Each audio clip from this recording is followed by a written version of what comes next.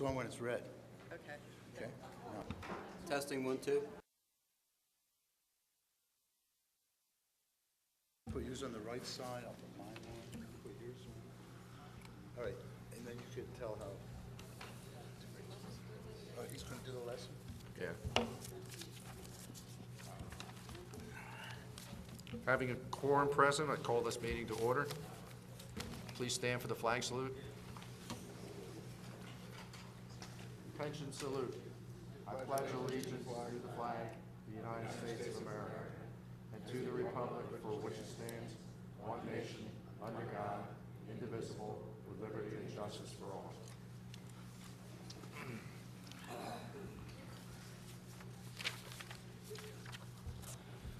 This meeting is being held in accordance with due public notice thereof and pursuant to the New Jersey State Sunshine Law. Notice of this meeting was advertised in the press, and a copy of same has been posted on the bulletin board in the municipal building.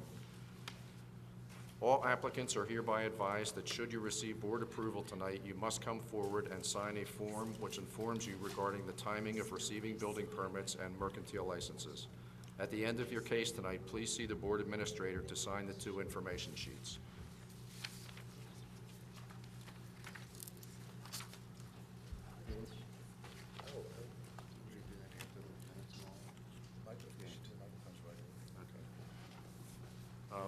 Before we get started, we have a new sound system. If you want to speak, you have to turn your microphone on and one at a time, and then turn it off when you're done. And if you talk too long, I can turn your microphone off for you.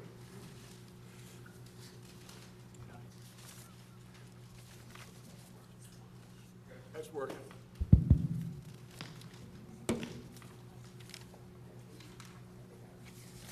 Where's the agenda? There we go.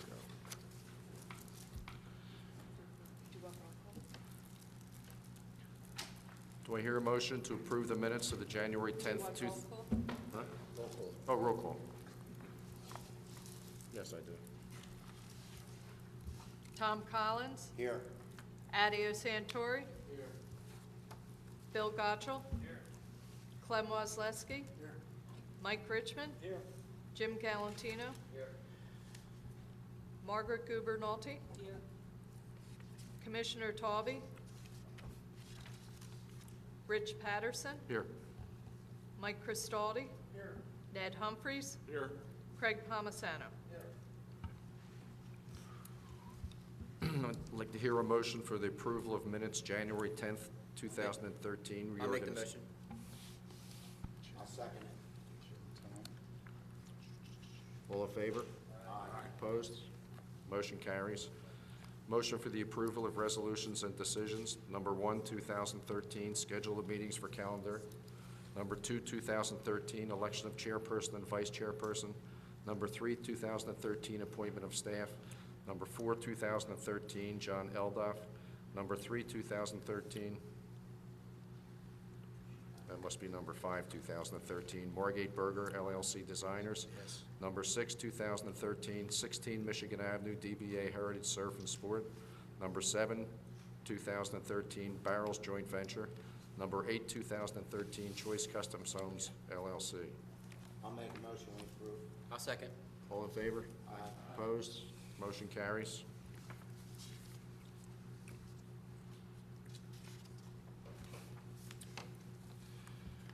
First case, Stephen Greenberg, 9 South Jerome Avenue, Block 111.02, Lot 8 in the S25 District, to grant a C variance for shower enclosure setback and landscape deficiency. Taxes are not current. Is that right? Taxes are not. Taxes are now current. Taxes are now current, and proof of advertising and notifying is satisfied. Mr. Rubin? Roger Rubin? Yes, I do.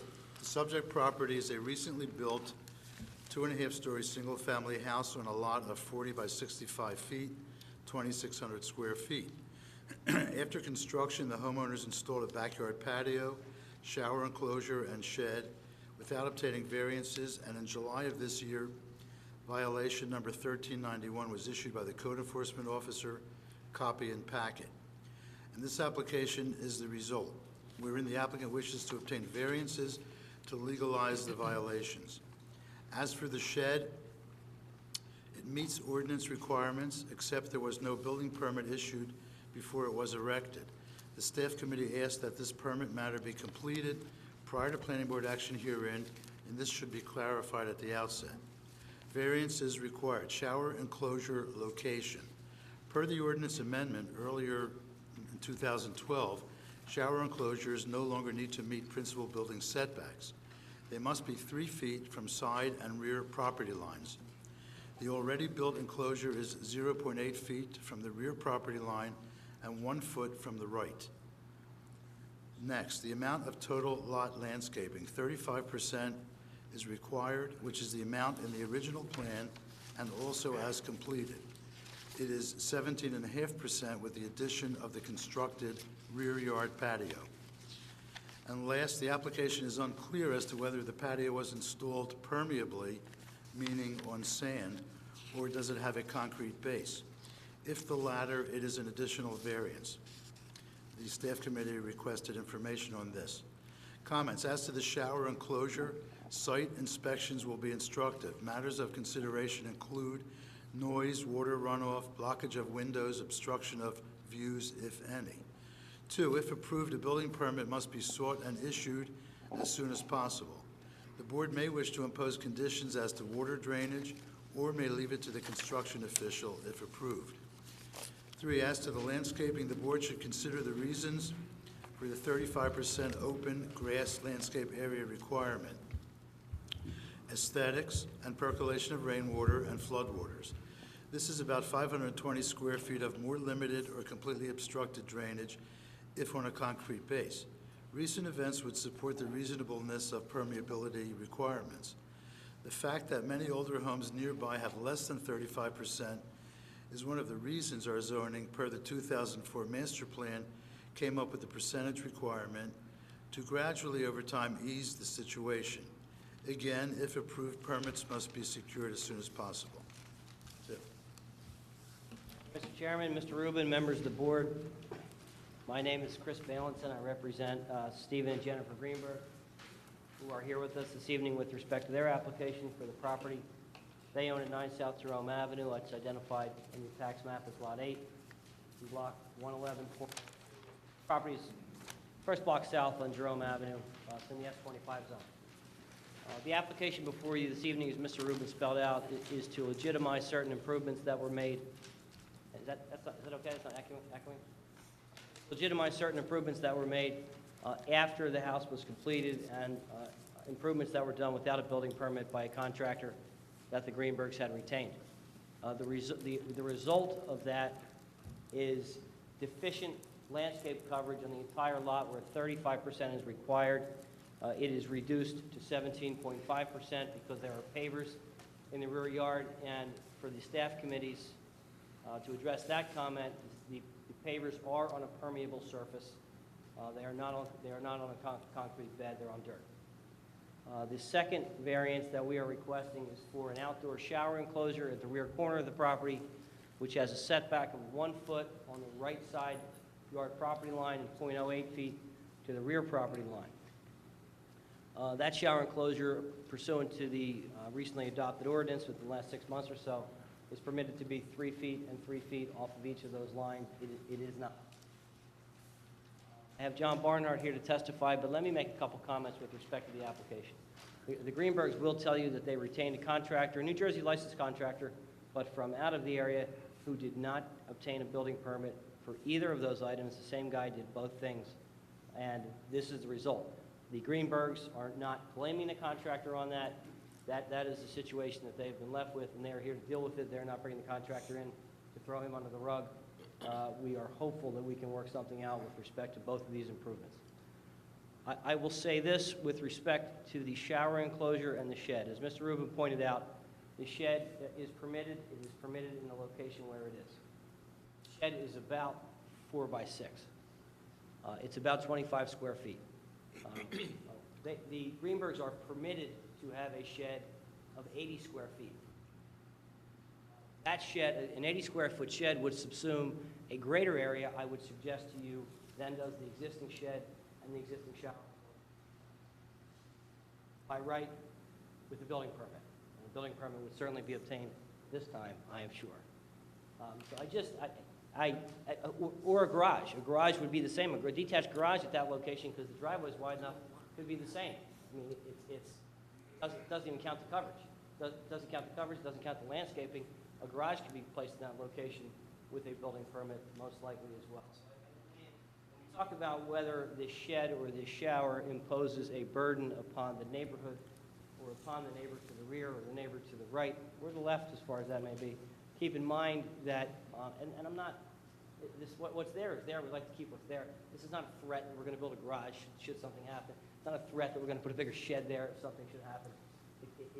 It's just an anomaly within our ordinance that may work to the benefit of the property owner in this instance. It may not. The pavers, as I said, are on a permeable surface. They do drain. There are alternatives, I suspect, where additional landscaping can be placed. But for those of you who have looked at that backyard, I mean, it's a relatively small backyard, and the way it's done is very nice. It's nice outside living space. And I don't think it really affects anybody with respect to the surrounding neighbors. And there are really no issues with respect to drainage.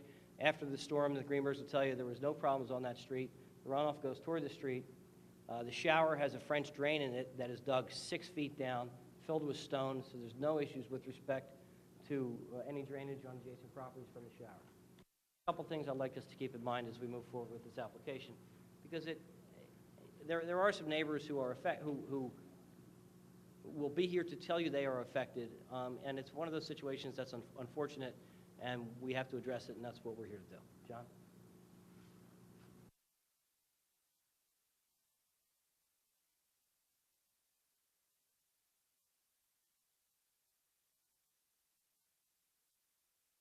Phones the way they are? Okay. Hart?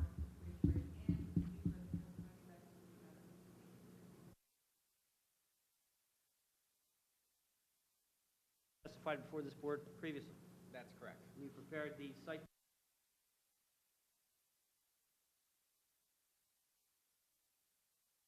Without me going through what I just said to this board, why don't you take the board through some of the site improvements and what it is we're...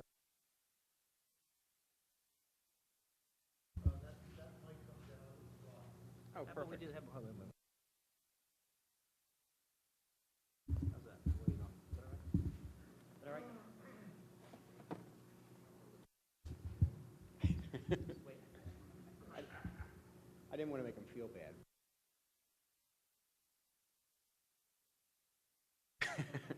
Okay, so Chris already gave you a pretty detailed summary of the reason that we're here this evening, but the plan that I have here that I guess we'll call Exhibit A1 is the site plan that was, or the survey that was submitted with the application that we've put some color on for clarity and discussion. Application before you deals with two things. It deals with an outdoor shower enclosure, which is in the upper right corner on this plan in the yellow shaded area, and it deals with overall lot landscaping requirement, which has been violated as a result of the paver patio that was built in the rear yard. With them being there, it's easy to analyze from a planning perspective about what the better alternatives are. When we looked first at the shower is, as I stated, right here in the corner. It is 1 foot off of the side property line and just under a foot, 0.8 feet off of the rear property line. As you know, your land use ordinance now requires a minimum of 3 feet from each of those two locations, being the rear or the side property lines. But from a planning perspective, I think you also have to look at where is the most appropriate location. Is there a location in the rear yard that technically has less of an impact on the neighbors than even a conforming location might? So I walked around the backyard. I actually took some photos for myself, and this is I'll say a subjective opinion, but it's a planner's opinion, and I think it's justified. When you look at the layout of this backyard and you look at the neighbors on either side and to the rear view, what you see is that Adjacent to the property on the right, if you're facing the front or facing the houses from the street, there is a single-family home that has a window which is basically behind the shed location, and then one more window heading toward Jerome Avenue. On the other side of the property, you have a single-family home which has two windows which sit approximately the back of the Greenberg's dwelling. So if you look at the potential locations that the shower could be, first, obviously, in a conforming condition, it could be in the side yard and meet the 3-foot side yard setback. However, it would block a parking space in the side yard of their home. They have 3 parking spaces were required, and so therefore it couldn't be at that location. To the rear of the dwelling, adjacent to the stairs come down to that side of the dwelling. Obviously, a location that could not occur. Along the rear line of the property would have the same net effect as the current location does. And the only other location that would be conforming, in my opinion, would be right here on that corner of the building. But again, that puts that structure immediately adjacent to a double window to the next door neighbors. So the question becomes, yes, it is a variance, yes, it is a deviation, but is the location that's requested, the existing location that's requested, a better plan as compared to what's around it? And I think that it is. And the reason that I say that is because you have a decent rear yard setback to Lot 18 to the home that's behind us. And you also have a block garage right here on the corner of this property, which sits almost on the lines that block blank wall garage. And then you have the Greenberg shed location, which basically helps to mask the location of the outdoor shower. So with all of those elements around it, and it's my opinion that with the shower being accessed from this side and not from this side, it's a pretty simple location that works with the surrounding uses. Is it a variance? Yes, it is. Is there a location on this property that could conform? Absolutely, there is. But I think this is the best spot, and I think that's why the Greenbergs picked it, is to try to create a spot that has the least impact on their neighbors. John, I touched upon allowed to have, number one, you're allowed to have 2 accessory structures. Correct? So you could technically have 2 sheds at this location, could you not? I think a shed and an accessory building is the way the ordinance reads, correct? But of greater square footage than what is current. Yeah, if you want to look at these from a structure standpoint, what could you build there, as Chris was talking about before?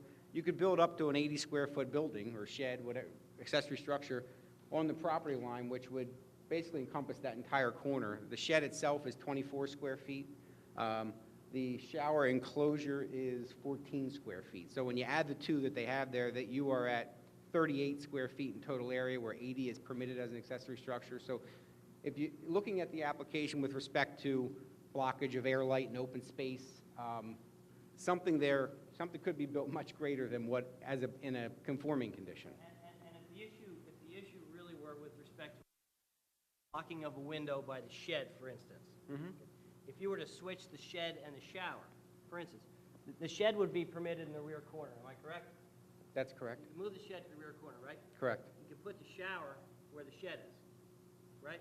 Well, by right, it would have to be off the line, but yes. But it would meet the 3 feet from the rear yard, and it would be 3 feet to a neighboring window would be no different than the configuration that we see right now. Correct. I mean, right now, the shed is about a foot off the line. So what we're talking about is the difference between, I'm sorry, not the shed, the enclosure, is about 12 inches off the line. So what we're talking about is the difference in impact between it being 12 inches off the line and, 3 feet off the line. You're still looking at the back of the wall. You're still looking at the back of the structure. Correct.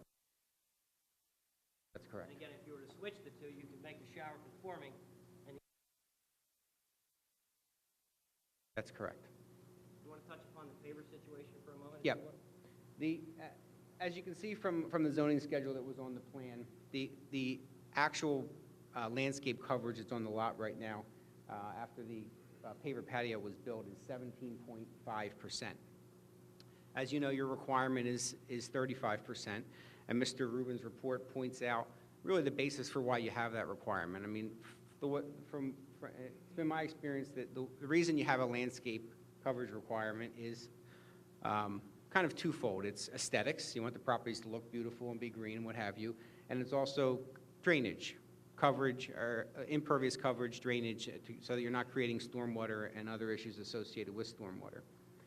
The patio, as it was installed, is actually pretty interesting because it was installed in a very much more pervious nature than typical patios that you see. In fact, I visited the site myself. The way that the pavers were installed, they are on a bed of sand. I actually was able to hand remove some of the pavers to look and see what's beneath the pavers. It is stone and a sand bed that they're sitting within. And the other interesting thing is, and frankly, I'm not sure if this was done on purpose or not, but the voids, the seams between the pavers, as I'm sure everybody is very familiar, are typically filled with either sand or a polymer type of material to help lock the pavers in place, which really over time they become relatively impervious.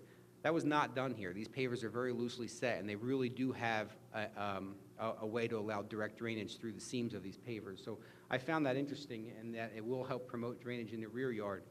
And the other thing is, dealing with drainage, is that if you were able to look at this, or if you're able to see the site, you'll see, and I have some photos of it if you would like to see it, the way that this patio was built, the majority of the patio was actually built kind of sunken in. There's a wall, when I say wall, it's really like a curb. It's about this high, goes along the rear line, goes along the side line, and it also goes along the side of the property here. And the paver patio is dropped down. So there is no potential for stormwater to leave this site and go to one of the neighboring sites. As it hits the paver patio, the infiltration of it is going to be promoted first, and then the grading of it is such that, that if the infiltration of the patio can't handle it, it's graded such that it will come out to the landscaped side yard of the property. So the patio was put in with real thought with regard to runoff, and arguably, is it landscaping? It's a paver patio. The backyard, in my opinion, is very beautifully done. There's no greenery back there, but it is a very beautifully done rear yard that is an excellent exterior living space, obviously, for the Greenberg. So it doesn't meet the ordinance requirements by any stretch. We're at 17.5 and 35 is what is required. But I think, the quality of the construction and the discussion that I just had with regard to coverage helps to mitigate the fact that we are well below the requirement for landscape. And you'll see with the photographs I just actually a retaining wall constructed around the rear perimeter of the property. Down the grass strip on the one side of the house or the driveway on the other.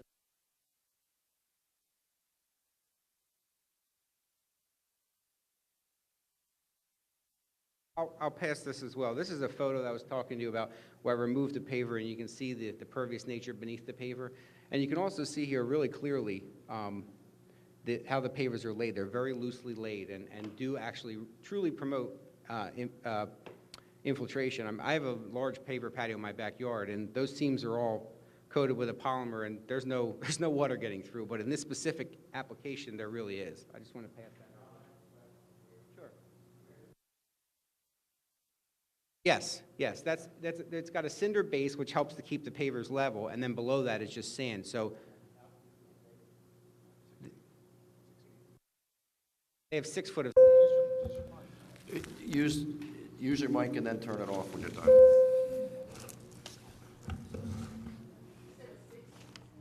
Yeah, it's based on my discussion with Mr. Greenberg. They actually installed 6 feet of sand below.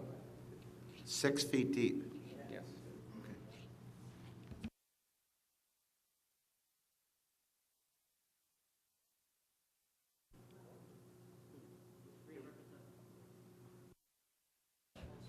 Roger, then I have a question for you. Does that not then count as grass area? No, it does not. Sorry. No, it does not. All patios, according to our ordinance, are required to be installed the way that John Barnhart said they should be installed, on sand.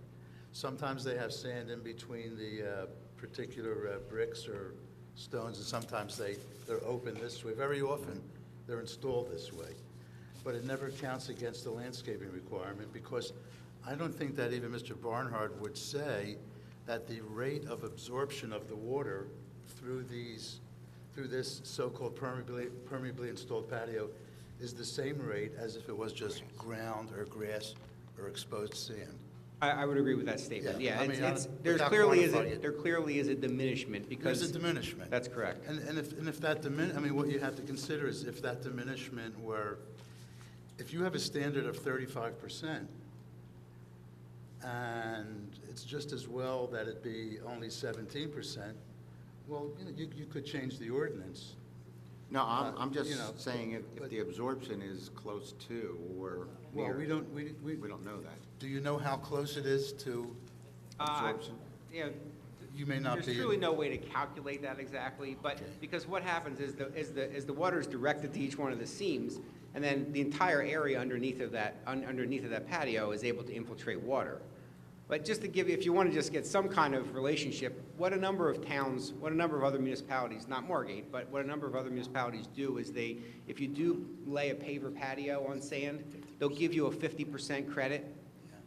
Yeah, we actually don't. I know, I said, that's why I led with that. But you were trying to equate what the value Well, of no, this I mean, is. You know, we can't quantify it, but I think it's quite a bit different than if it was just grass. Certainly, But I yes. don't know how much. It certainly is, yes. Can I get a clarification on something, too? You say there's 6 feet of sand under there. Did you actually excavate down 6 feet and then fill it with sand? Oh, okay.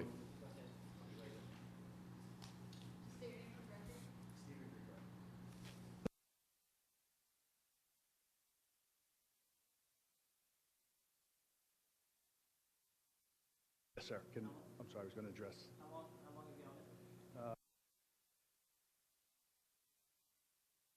August 1993. Since that time, you did retain a contractor who did.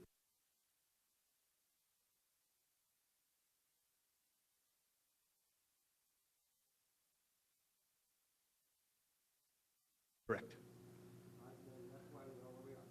Yes, sir.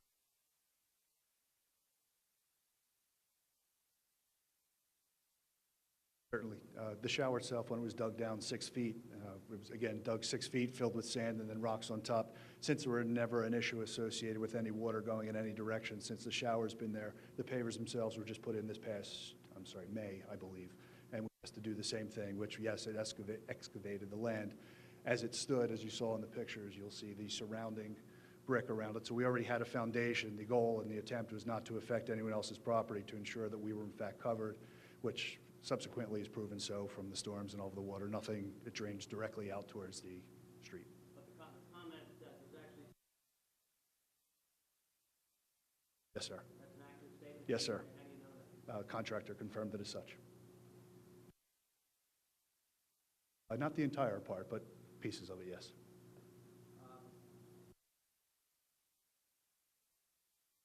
Yes, sir.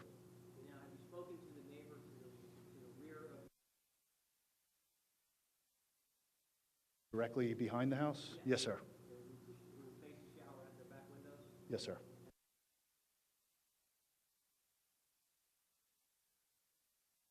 Well, the commentary, I don't know if the letter was dispersed, but they had written a letter that is in fact that where they like it. They appreciate the aesthetic value added to the property, and since they are the only people that see 100% of my yard, they were most satisfied with where everything was. And the neighbors to the left, did they voice any? No, sir.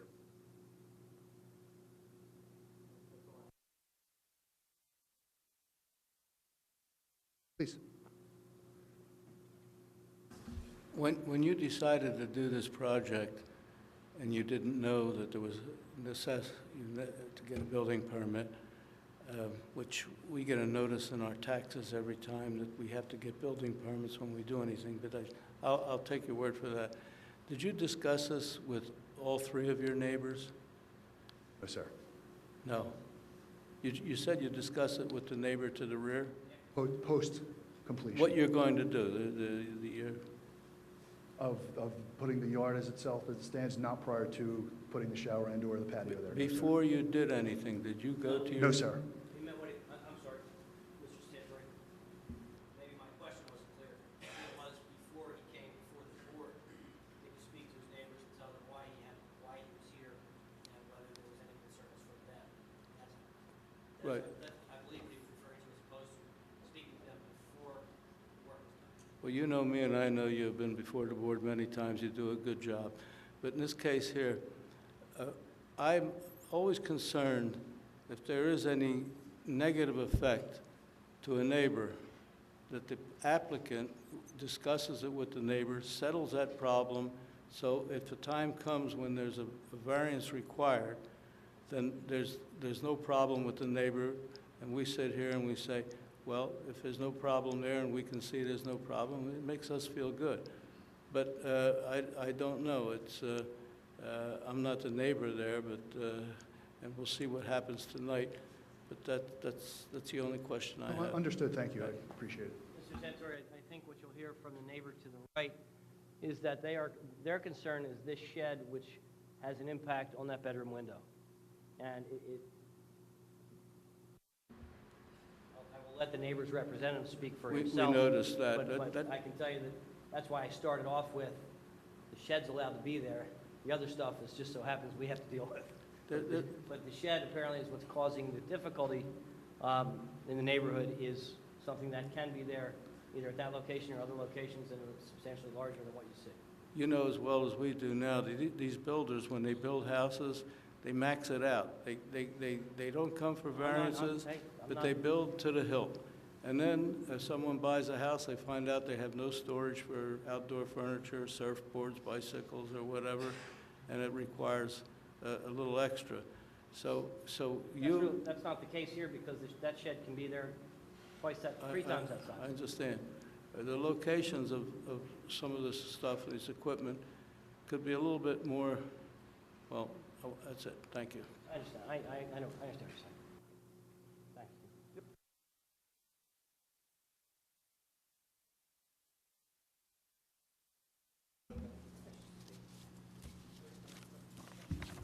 Any other questions from the board? Mike? Clem? The location of the shower. Shower, yes? Yeah. Why not against the house, to the base side of the rear porch? You mean here? Come Right. toward, right tight up against the porch stoop. Right here?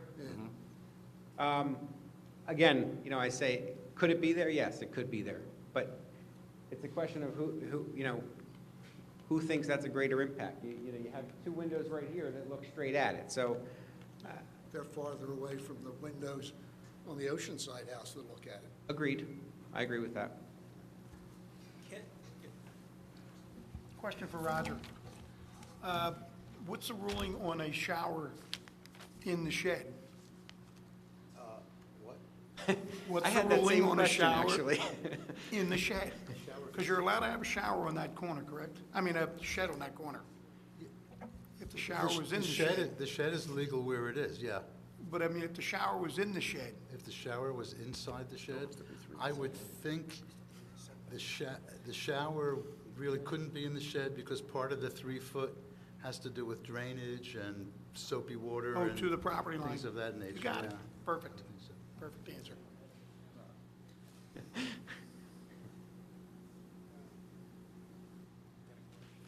Mike? Since the shed seems to be one of the problems, the shed can't be relocated?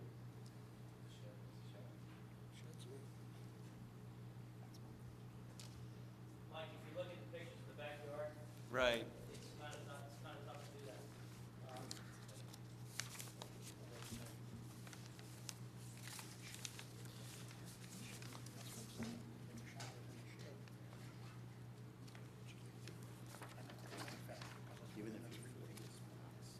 Right. Okay. Is there anyone here from the public who would like to speak? Please be Can sworn in. I say one more thing? Who said that? Yes. Where do we stand right now as far as the landscaping variance? Are we still at 17.5%? Yeah, definitely. Okay, so that hasn't been ameliorated. No. Thank you. Be sworn in, please. Name is Brian Kane. C-A-I-N-E. My home address is 505 Knights Place in Cherry Hill, New Jersey.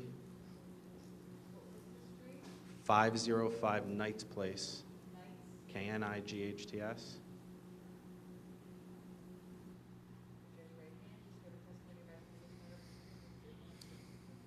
I do. My parents are Bobby and Fred Kane. They're the owners of 11 South Jerome. If you're looking at the Greenberg's house from the street, or the house on the right, I haven't had a chance to. So Right there. my parents' house would be. Right. That's it. That's it, I'm here because of the shower. I'm here to object to the shower. I have the variance approving the illegal shower. I apologize, I only have one colored picture.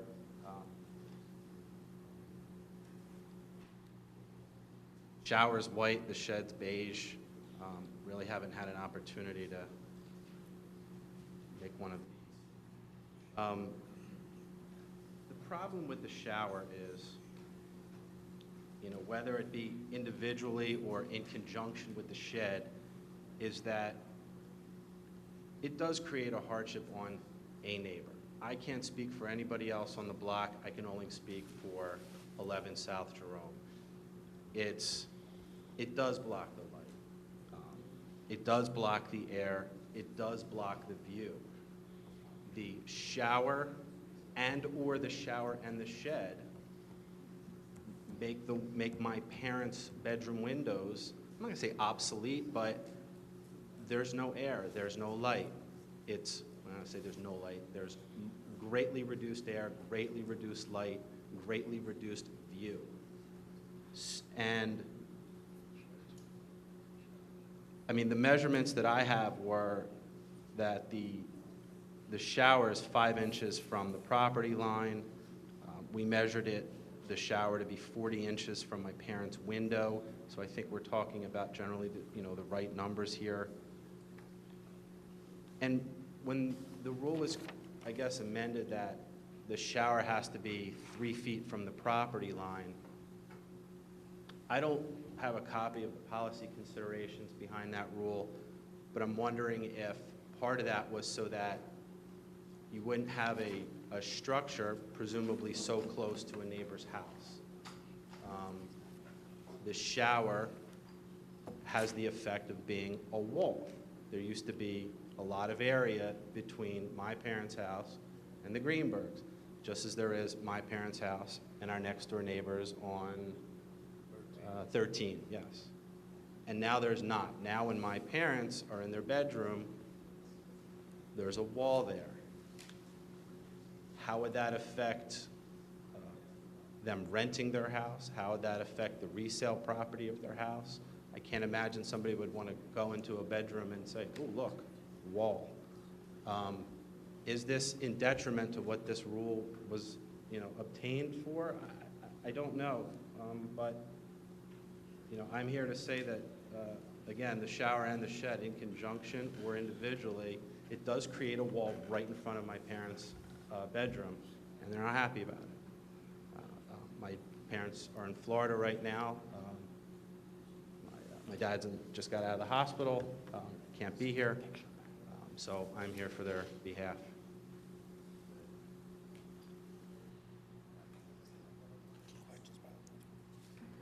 Did the applicant come to you or your parents at all before he did this construction?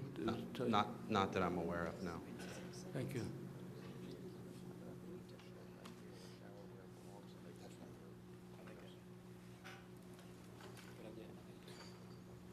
Just wait if there's a question. He hasn't seen the picture yet.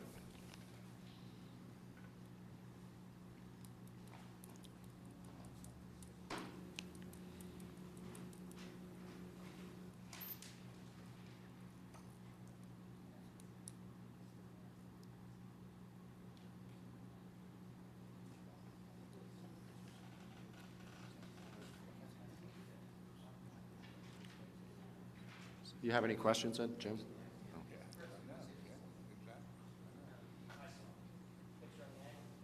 Jim, I need it when you're finished. Thank you. Do you have anything else? Nothing further. Thank you. Anyone else in the public like to speak? Public portion is closed.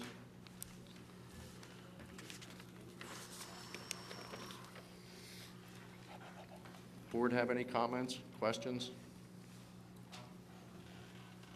Jim? Pardon me? I was going to. Could we?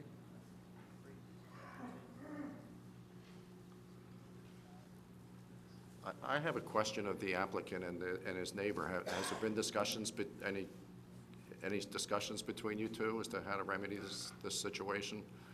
Do you have a suggestion? I know, We've been dealing with this gentleman's parents for the most part.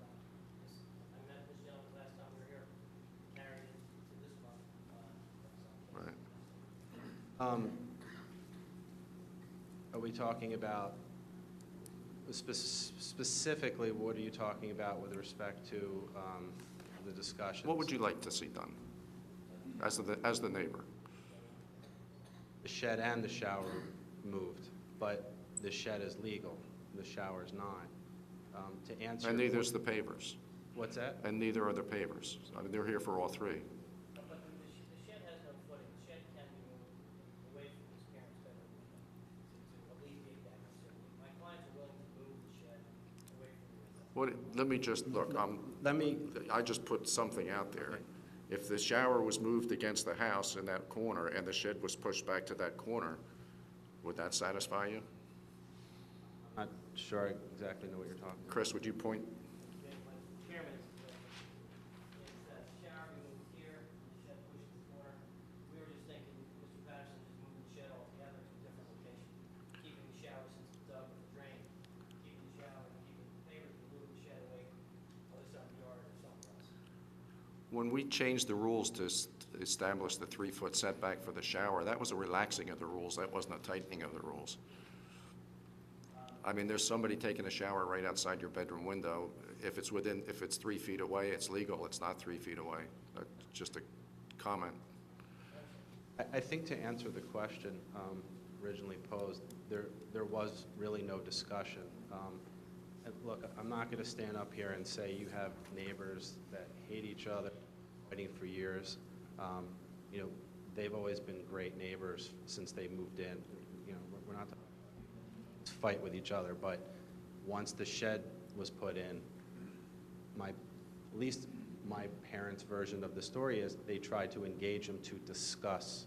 Let's discuss what's happening, and according to them, and you know, they're welcome to come up here and tell you their side of the story, but it's my understanding that there was no discussion, that they just, you know, this is what we're going to do, and that's it. So there really was no discussions on anything for that. So that's to answer your question. Okay. Again, I'm not up here to bash them or anything. They're, you know, Right. good people. Thank you.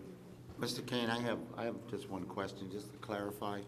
Mr. Ballinson just said that the shed is a lot larger than the shower, and it's permitted to be there. But he said that if they were willing to move the shed, which would create more light and air for your parents, would you be not objecting then if they just left the shower there and moved the shed? If there was no shed in the first place, I don't think I'd be standing here. I mean, I think, So your answer is yes. If they moved the shed, you'd be happy? well, if they moved the shed, I guess my follow-up question is, what would go in there in its place? Nothing. Well, that's my question also. If the board agrees to a change in which they approve the shower because the shed is moved, where am I as the zoning officer if the homeowner comes in next week and asks, I don't know, to demolish the shed that was moved, to demolish the shower, and put a 80-square-foot shed back in that original location? Is there a protection against it ever happening? Not ever, but for this Use the- for this application, you can make it a condition that the shed be moved and not be replaced in the same place, any structure. Yeah, Okay, the okay, application. that's what I wanted to What it know. does, it ensures the open light and air, which I think the shed probably has a greater effect on, from the pictures that I'm viewing, than the shower for the light and air of your parents' home. There was a picture taken straight on, and then I there saw was a that. picture, and I honestly can't remember if they have two windows, one. Would it be fair, would it be, Mr. Kane, is it right? Yes. Would it be fair to say that if you had a choice, not saying that, we're not hearing your argument, but if you had a choice of the two, the shower or the shed, you prefer the shed to be moved? Shed, absolutely. Okay. And what Mr. Bailenson saying is that I think the applicant's going to voluntarily move that shed, but I think as part of that, they'd like the board to, for that concession, which is a legal shed, that's part of the reason they're asking for a variance for the shower. You understand that? Right, but my question is, they move the shed, what goes back in that place? Nothing. The condition would be that nothing can be built there that affects. So it basically would be going back to where it was a year ago at this time. Nothing can be built there so long as the shower. Exactly. As long as it's the existing conditions. The conditions remain shown on this plan, the shed cannot go to the location where that shed is shown. Or anything, or But anything that brings could back go. Roger's point that if they take the shower out, can they put the shed back there? They can. Do you understand that? I'm not the concession's not being made that if they remove the shed, nothing will go back in there. What's being suggested is now the shower can be moved out and the shed, a bigger shed can actually be moved over. Exactly.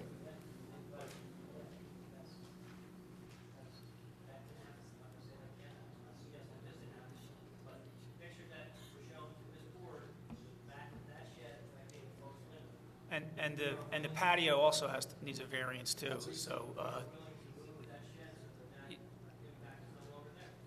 I would say that if, there's not a concession that, at least this owner is not gonna concede that during his ownership of the property that no shed's gonna be built there, then the board will take into account the other variance concerning the coverage issue, which is a fairly substantial variance to be granted. Because, I mean, subsequent owners, parents, may like the shed there, and like the privacy. You can't deed-restrict the property in perpetuity, but for purposes of your folks, we will agree that the shed will not be in a location as shown on that plan, so long as the shower's there and the conditions exist that are shown on that plan. Where would the shed be? Well, that's what goes out of the property or along the rear property line somewhere. Well, that was my question. They don't move it a foot over and say it's not in the same position. I can say along, I will say along the southern property. On the Hey, southern Chris, side? why can't they put it right behind the staircase that comes, I think right on the back of that landing, put it right there next to the door? And then that doesn't suck up the whole backyard. Because to put it in the corner is going to kill it. Chris?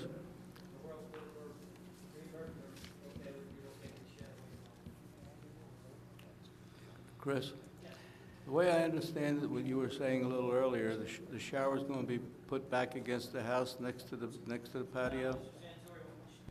What we're hoping happens is that the shower stays, the paver stay, we will take the shed away from the neighbor's window, which seems to be their primary concern, relocate it along the rear property line, or along the northerly property line, but not along the property line of this gentleman's parents' house. Well, okay, but earlier on, you touched on moving the shower up against the house. That's the most practical place for it, I think. But the concern with that was if we, from the neighbor's perspective, if we move the shower over here, the shed's just gonna go right, stay there, and that's not gonna help these guys all that much. Well, you can move the shed the way you were going to move it before. It is, I understand what you're saying. Our offer, so to speak, or our answer to address the neighbor's concerns is to move the shed away from the window, which seemed to be the primary concern. So if the light, open up the light area and open space, the shower's not in front of the window. I mean, they have no rear yard setback, so the fact is, where that window is in our backyard. But we are willing to get that shed away from their window. So now we're playing, let's make a deal. Suppose you No, take I the think shed. you were the one who suggested that maybe we'd like to work things out with the neighbors. We haven't had a opportunity to do that. I appreciate that. Suppose now you take the shed and put it against the back wall, back property line. How about that neighbor? We would not do that without discussing that with that neighbor. Right? That neighbor was kind enough to write a very nice letter to this board saying they have no objection with the current configuration. We are friendly with that neighbor. They wrote a very nice letter to the board. We would not do that to them without discussing it. in the backyard, Mr. Santori. I can't tell you exactly where right now, but not on the southerly property line. And Chris, Okay, it'll since be in a you've got that permitted, fellow situated, now suppose, what's the situation on the landscaping variance? We're still at 17.5% there? We would ask for that variance in light of the fact that it is on a permeable surface. There is 6 feet of sand below, and there is no substance in between the pavers, and we think drainage is adequate. Mr. Greenberg testified that even during the recent storm in October, there were no drainage issues whatsoever at that particular property. There is a retaining wall constructed within the rear yard directing water and retaining water on this property and directing it toward the street. And your engineer told us that there'd be as much permeability there as if it were grass. He did not say that. Mr. Rubin pointed that out, and he said he agrees with Mr. Rubin that it does not drain as well as grass, and even me, being a lawyer, not an engineer, would agree with that as well. Thank you. while Mr. Kane's up there, have you had any problems with water runoff from the property? From the Because- Greenbergs, I'm sorry, from the Yes. Greenbergs property? Not that I'm aware of, no. Okay. And Chris, the shed, wherever you relocate it, is going to be under, without a variance, it's going to be, I gotta get a building permit for it. right. And that nothing else goes back where the shed location is. So basically, it goes back to where we were a year ago. Well, if I understand it right, if we grant a variance for the pavers, then we can dictate where the shed goes, is that correct? As a condition? By granting of the variance, you can dictate where the shed goes. That's why I suggested we will accept as a condition that it not be along that southerly property. So long as the shower is in that location. I mean, there may come a point in time, Mr. Patterson, when the shower goes wet, want to push the shed back in the corner, which is a good spot for it. But so long as conditions remain as shown on the plan submitted, the shed will not be along the southerly property line of the rear yard. Right, so in that same vein, why not move it back to the corner in the shower over there? Oh, the rear neighbors, the rear neighbors. The rear neighbors. The rear neighbors have no problem with anything. We just, If the shed's moved back there, you said they'll have a problem with it. we would discuss with them first whether or not they had a problem with the shed going. If they do, Put it against the other property. We'll put it where you guys suggested the shower go next to the back step. Where Jimmy's idea. Put it in storage. shower's gonna stay where it is. Do you want this all as one vote? We can vote twice if you think that would be a better way to go, Mr. Chair, and I'll do that. I think there are the two unrelated issues, and there should be two votes. I would suggest that we break it up into 2 votes. Well, there's 3 items. Well, there's Which 2? a shower enclosure, there's the landscaping. The shed's actually legal, correct? Correct. It's just two things. So just 2 things. The reason the shed comes up is because of the question Mr. Patterson had. So is there any ideas from the board as to a location for the shed in consideration of if the board deems that a variance should be granted for the pavers, yes? Is there a place you think is better than another? No, I wanted to ask you that. Is there room in that, is there room behind the steps against the house? There is a vent pipe there that we have, I don't know the exact location right now, that's the ideal. Wouldn't that be the least intrusive into your yard and your entertaining area in the backyard? Probably, I mean, it's not as deep as it looks, but probably. It's gonna go there, Rich, I think, Right. we're probably along that property line. Okay. It's gonna go to the other side of the yard. All right. Okay, so we'll have 2 votes, one for the shower and one for the pavers. If that's your desire, I think it's probably done together, but. I think the board have objection to 2 votes or any? Okay, we're going to have 2 votes. Any other comments from the board? One more. Where the shower is that a French drain? Mike's talking too. My turn? Audio jumped in. Is that a French drain where the shower is? Yes, there is a French drain with a shower. He said 6 foot down, I was just told it's 6 feet down. Thank you. Go ahead, ask your question, Mike. Oh, wait, the whole. For Mr. McCain, if they were to turn the shed into that corner, in the same corner it's at where the shower's at, turn that around against the rear yard, and then put the shower over there, would that be acceptable? That's from the planning standpoint. Yeah. I don't think he knows what you're talking about. He needs to see the plan.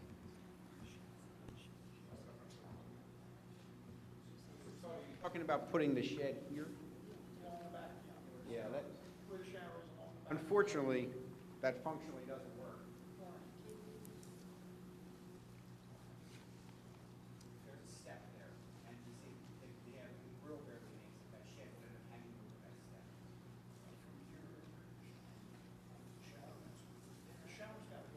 Oh, you were saying if you move the shower, I misunderstood, I thought you meant the shower stayed in the shed right next to it. I think we're agreeing to move the shower to get the shed over here and give them the light. Is where I'm thinking what they're saying, is to move this shed away from the window, and is this what you're talking about? I think what you're asking is the depth of the shed moved in a 90-degree angle. Correct. Would almost take up the same room that the shed takes up, looking directly at my parents' house from this angle. I can't imagine that would be a problem. If the shed went this way, if we took the shed and we turned it over here. Yeah. So the doors are in I front. think that would presumably create the same blockage as the shower, but actually higher. But Then you wouldn't have it wouldn't block the direct view in front of the windows. You wouldn't have the A also facing, the A would face towards the front of the house. Right.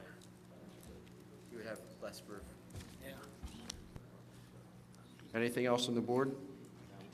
I think we'll take the, what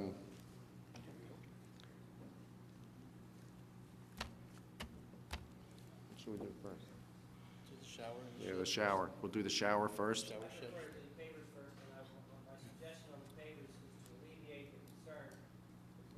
Is to create a grass strip up the center of the driveway, 2 feet wide, which would pick up probably about, bring us up to about 21, so what? About 21%? 22%? Okay. Before we. Wait, right. And we have people talking at both ends of the board. Can the board have a discussion on where they think the shed could be moved before we take a vote?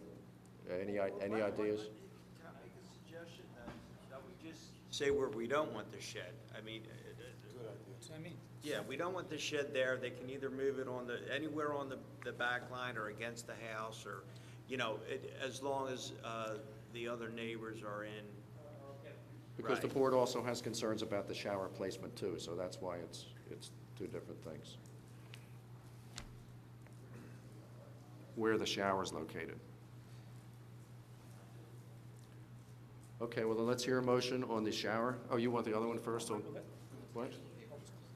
Public's closed, yes. Yeah.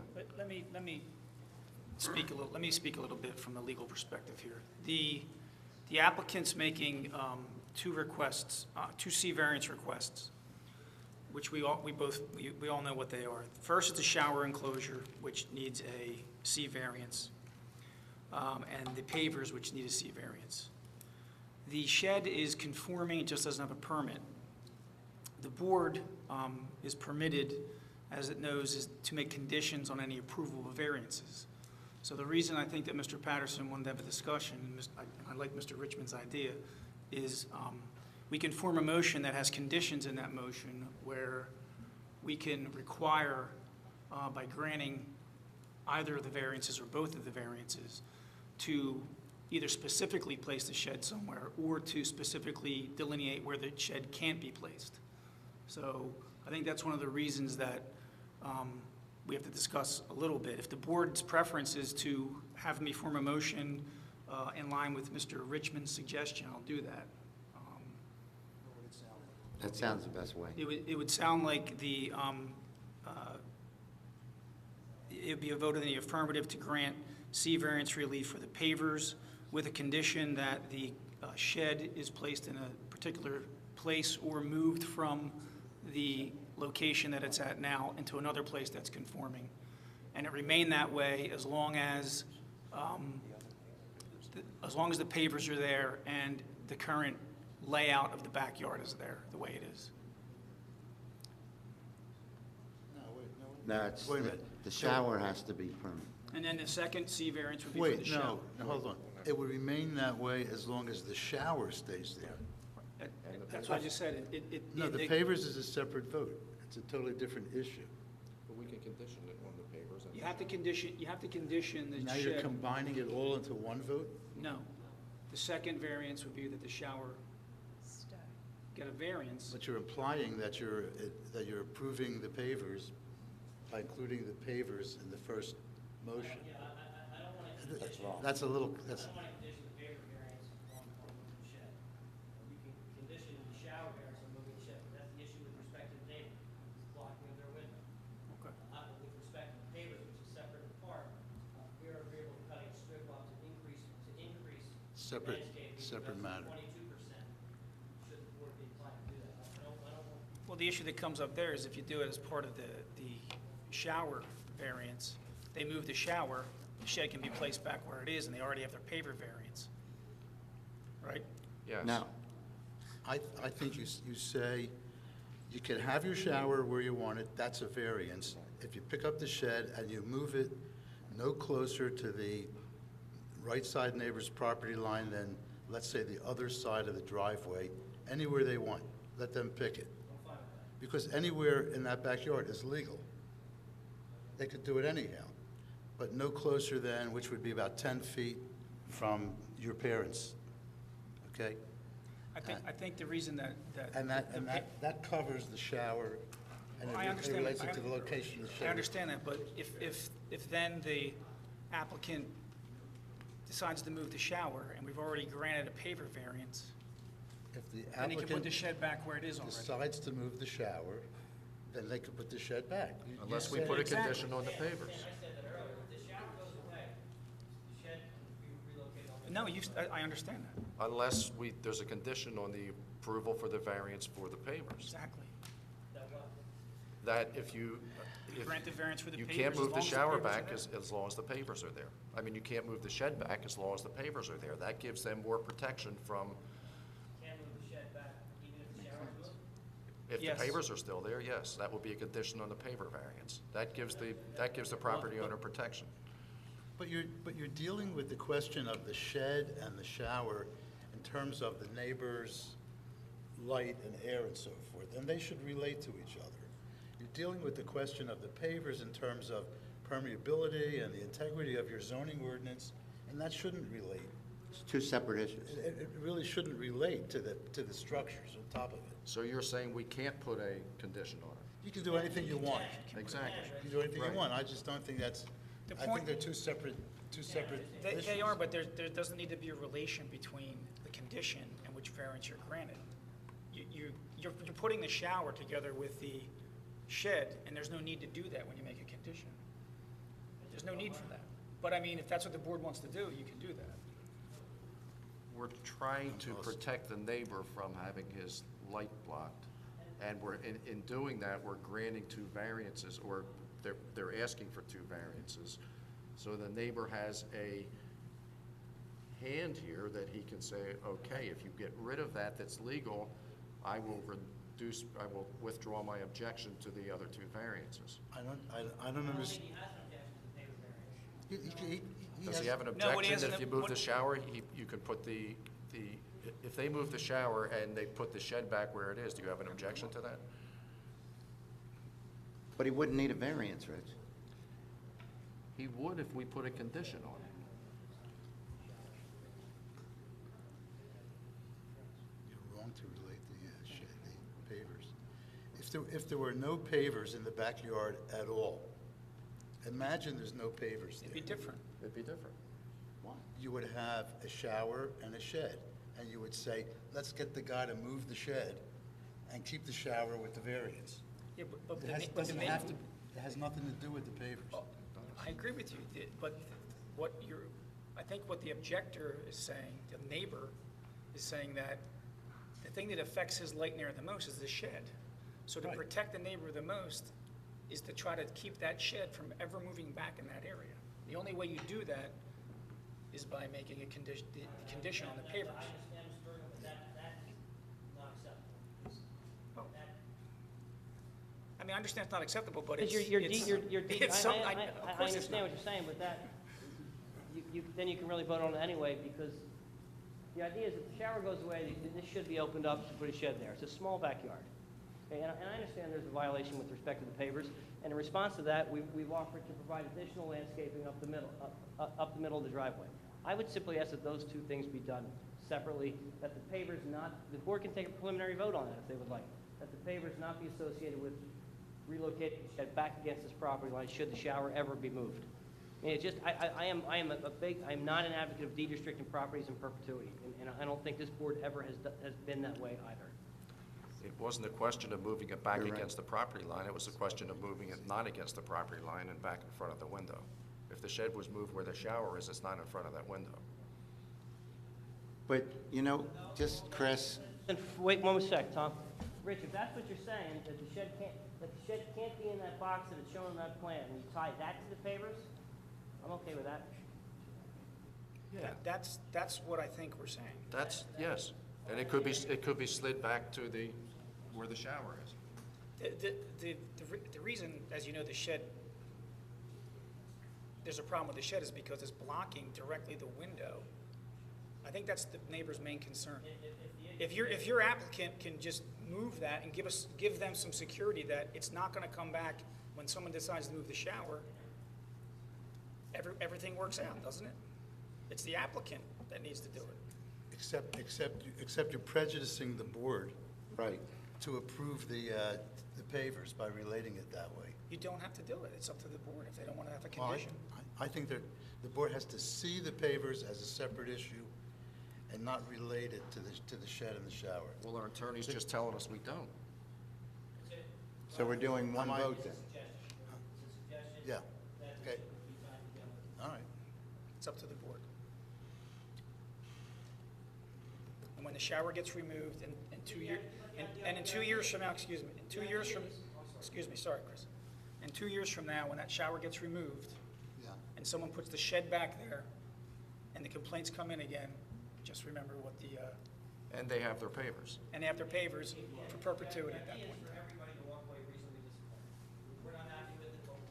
Agreed. The neighbors they've done stuff well for the parents. But, for instance, should you grant paper request, tie it to the shed, and then deny the shower location, then am I inclined, then do I have to cut this center strip? And do I have to move the shed? No. No, I don't want that, I don't want to have to do that. But you also you're might- gonna make but one you vote. also might do have that. to remove the That's pavers. not fair to my client. But you also might have to remove the pavers that are illegal. And so- Correct. So be it, but. I mean, isn't that the biggest variance you're requesting right now? But then it's just punitive, then it just becomes punitive. No, it's Well, not. Sam, let me finish. Then it just becomes punitive, because then I'm constrained with cutting this, to keep the pavers. I can't, and then this gets denied and I have to move the shower? That's not the direction where we're going. We're trying to create a happy medium here for everybody, where everybody walks away reasonably disappointed and upset about what happened, but they'll do it to appease us and to appease the neighbor. If I can't keep the shower there, I'm not gonna do the other modifications, I'll rip everything up. I mean, it I doesn't agree. make sense to tie it together like that. I agree with you, but isn't it a happy medium to move the shed and give some assurance that the shed's... Okay, just, so they don't want to do that?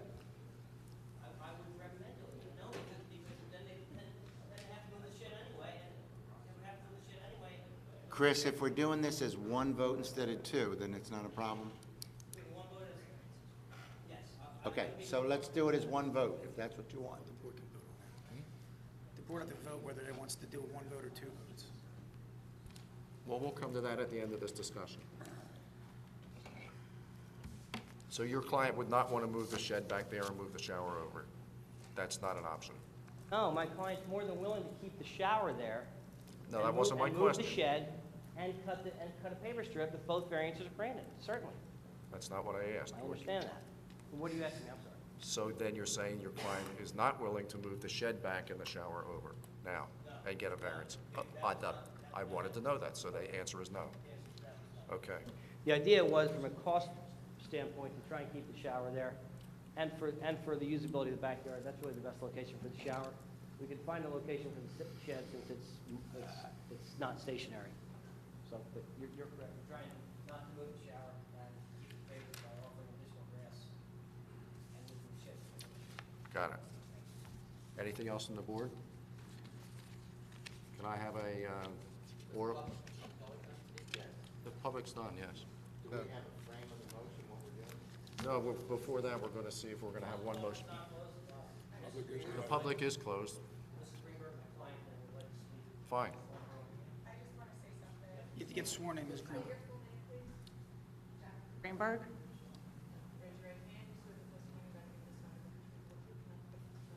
Yes. I do not want to cause any issues. I didn't realize when we did the shed, because I called the township to make sure it was small enough just to put a few things away because they were laying outside and it was an eyesore, that it would be a problem. We've never had any issues in the past. I do not want to cause any issues. I will, if I have to buy a small plastic thing to put the cushions or something that's not high enough, I'll go out and do that if this is the issue that it's causing. We really want to, I didn't realize when I hired my contractor from home that was helping us out that, because I did it, that we needed the variances, and I apologize for that. I just want to make everything right. I'm not one to cause a problem. We've never had issues. We live in the same community back in Cherry Hill. I just want to make things right, and that's it. I've been here my whole life. I love it here, and this gives me a little heartache because I just don't want any problems. That's all. So if I have to move it and keep everything else the way it is, and we could go for that, then I'd be thrilled. And I'll figure out a way to either take it down or get rid of it or put my cushions and chairs somewhere else. That's it. Thank you for listening. Thank you.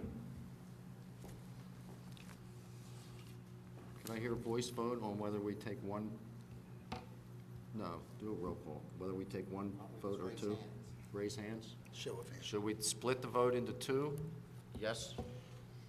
No? 2 votes? 2 votes. Okay. So we're gonna have 2 votes. We're gonna vote on the, which one are we doing first? We're voting on the shower first. So Stan, would you read the motion? Yes, it'd be a motion in the affirmative to grant C variance for the shower enclosure because it's non-conforming for the setbacks. It's 0.8 feet from the rear property line and 1 foot from the right, and the requirement is 3 feet from both sides. So I understand there's also no conditions on that vote. Yeah, the condition, I didn't hear that. well, they asked you to frame it. The condition would be to move the shed so that it's relocated no closer to the southerly property line than the left side of the driveway. Okay, as stated by Mr. Rubin. And a further condition about that it can't be replaced there as long as the shower remains in its location, Understood. right? Yes, Okay. as framed by Mr. Rubin as the condition.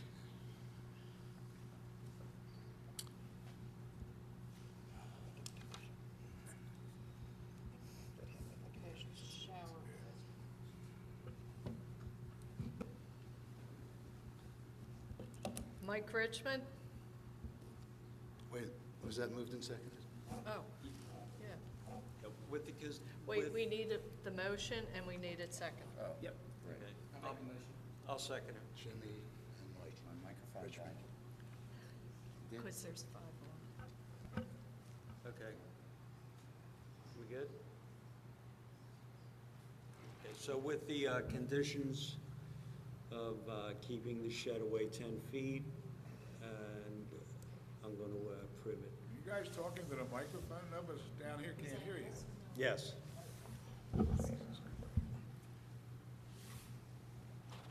Adio Santori?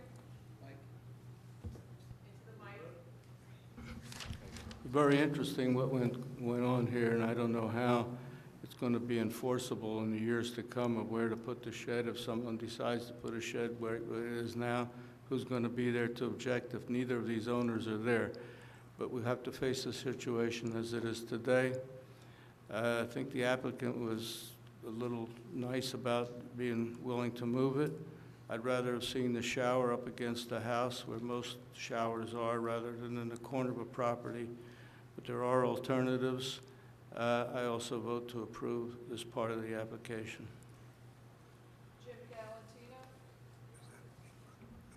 Galatino? I kind of feel bad for the Greenbergs. They've been through hell with the, they had an oil tank abatement that went to, for years, it took them to get their property abated. And then they finally got a new house built, and then the builder went out of business. I mean, geez, now they got a shower and a shed stuck in the wrong place. I don't know the conditions of the 10-foot, if we're going to be able to enforce it in the next 10 years, but we'll do our best. I vote yes for the first variance. Bill Gottschall? Turn it on, I guess. I was looking at it, if it was the shower alone, I would go one way, because there are alternatives of places to put the shower. Since you put the shed in with the thing, and the neighbors are involved, again, whether or not it's going to be enforceable in 10 years, or when these people sell their property, that's going to probably come back here again. But in the meantime, I'll vote to approve it.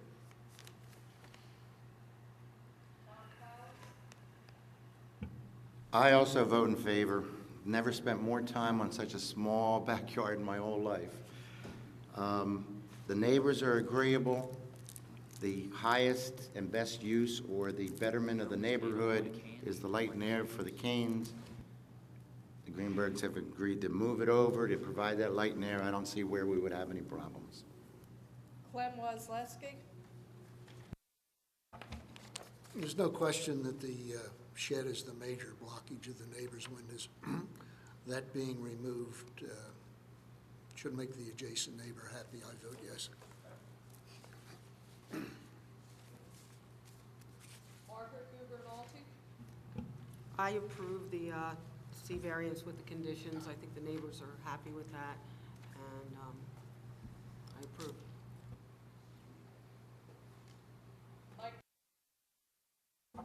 I vote to approve with the condition of moving the shed.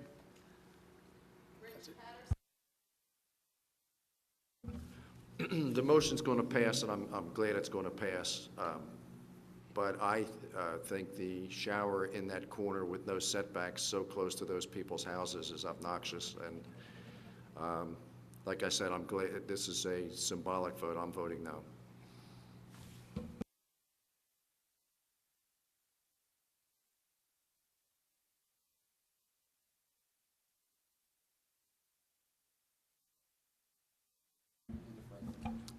Testing. Let's just frame the motion real quickly. Okay. It's a lot easier now. It's just a C variance for the pavers.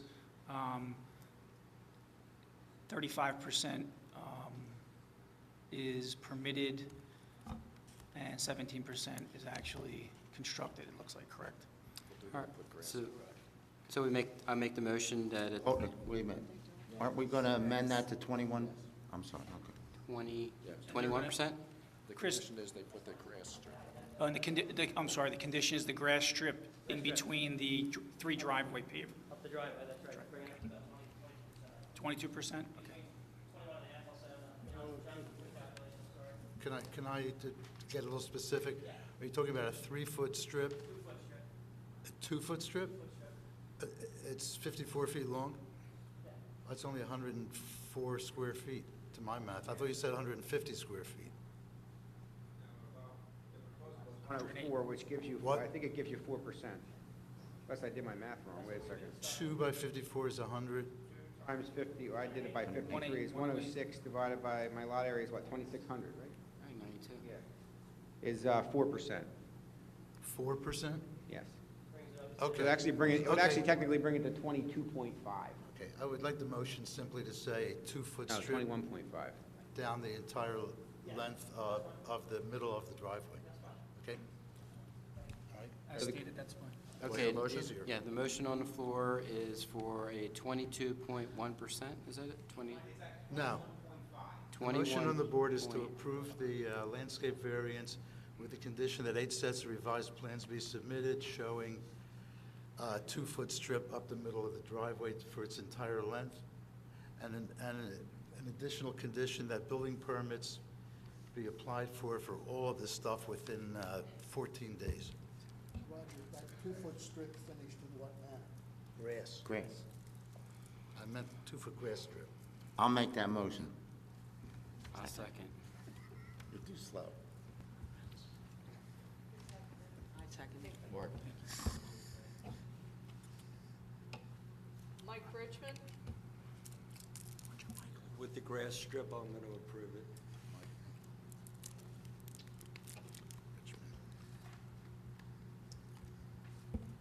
Adio Santori, I'm not too fond of strips along a driveway. They get driven over by cars, the grass dies, the dirt there, the soil becomes as hard as cement. It loses its permeability. I don't give too much credit to those 54-foot strips. Be that as it may, even at 21% or 22%, I think that's, on a new construction, a new building, I think, would we have passed this had they come to us before they started building? And I don't think we would have, and I don't think we should pass it now. I vote to deny it. Jim Galantino, I moved that the conditions have been met for C variance. I grant, I say yes. Bill Gotchall, Seeing that the paver bricks weren't on concrete and they are permeable surface, I vote yes. Tom Collins, I also vote in favor. The negatives to the neighborhood would have been a lot of runoff or water damage. Obviously, it's been constructed and designed to take care of the neighbor, so I vote in favor. Clem Wazleski, I think I agree with Audio. This is way too far off what is required by the ordinance, to 35%. I vote no. Margaret Gubernalty, I vote to approve it based upon the same reasons the other members voted yes. Yeah. Mike Cristaldi, I think we're pushing the limits here. I think I have to vote no on this, just to try to keep us in balance. I think we're getting too far out with the 35%. Rich Patterson,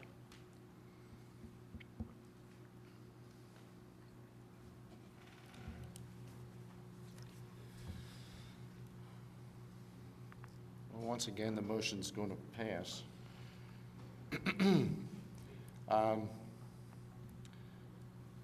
Well, I'm impressed that they dug the entire backyard out 6 feet deep and filled it with sand. I guess we can't condition it on a boring sample of that, but I think it's permeable, and I vote yes. Okay.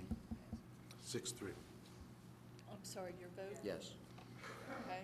It passes 6-2-3. Okay. 2-minute vote, 2-minute break. Give it a 2-minute break, don't go anywhere. It's a chance to rest. I said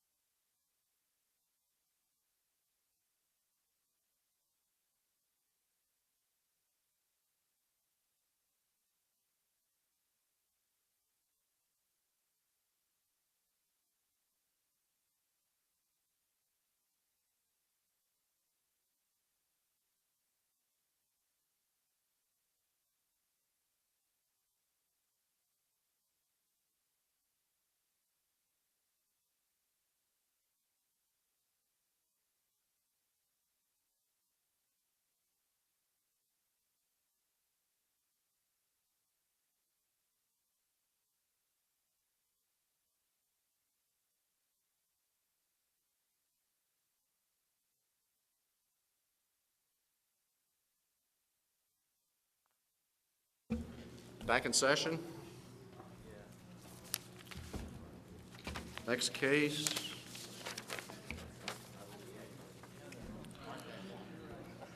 Sidney Geller, 108 North Thurlow Avenue, Block 321, Lot 20, in the S30 District, to grant a C variance for side and rear yard setbacks for an addition to the first floor. Taxes are current and proof of advertising and notifying is satisfied. Roger Rubin? I do. The subject property is a 2.5-story, single-family house on a lot of 41 by 80 feet, totaling 3,280 square feet. The house has 4 bedrooms and a third-floor loft, front porch and rear at-grade deck, shower enclosure and rear yard shed. It is proposed via the Peter Weiss architect plans to enlarge the kitchen into the rear yard, a 1-story only addition, 7 feet by 12 feet 2 3/4 inches, to make a more livable kitchen for the family. The addition would be constructed 4 feet 7 inches from the right side property line and 14 feet 3 3/4 inches from the rear property line. Variances required are rear setback 16 feet required versus 14 feet 3 3/4 inches to the addition.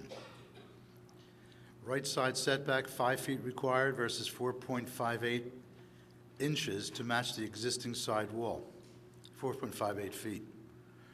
3, combined side setbacks 15.17 feet required versus 14.8 feet as shown in the plan. Comments. The right side setback is truly de minimis, being only 1/4 of an inch.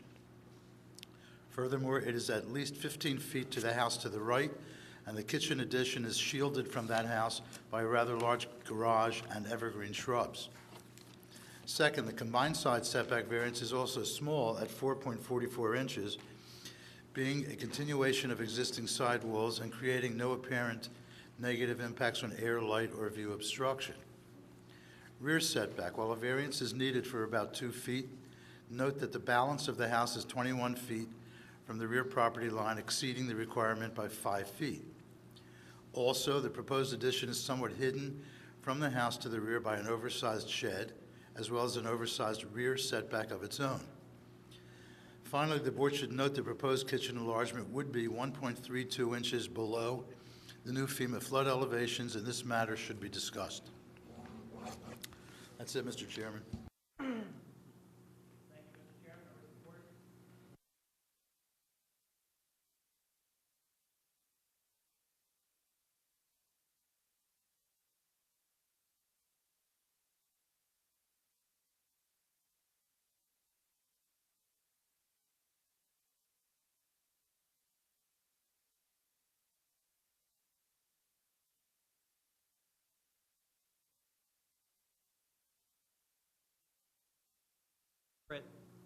To proceed with the application, even though they are having some difficulties getting back here on time.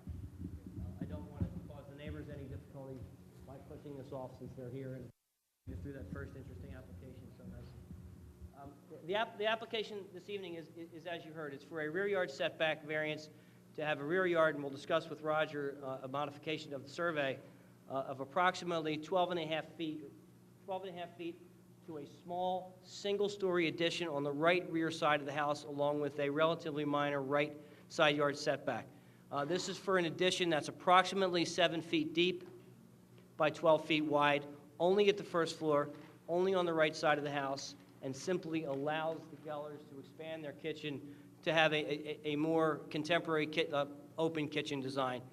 It is a relatively straightforward application. You will see from the plans that have been submitted and from Peter's testimony that the side of the house where the addition is going, immediately behind that is the neighbor's shed. I don't know how long that's going to be there. It may not be there for very long.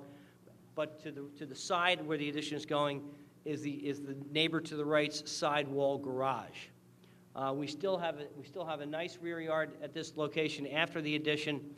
The rear yard, in fact, to the addition would be consistent with an S25 lot, although this lot is deeper than that and mandates a deeper rear yard setback because of the 80-foot lot depth. But we're looking for essentially a rear yard setback of it's going to be about 12.5 feet versus 16, which would otherwise be permitted. And Roger, I say that because there was a survey discrepancy pointed out. Peter went out and did the measurement and finds that the neighbor's dimension may be more accurate than shown on the survey. And if this application is conditioned upon an updated survey, we would certainly do that so that the zoning officer's records are correct in that regard. Pete? Peter Weiss?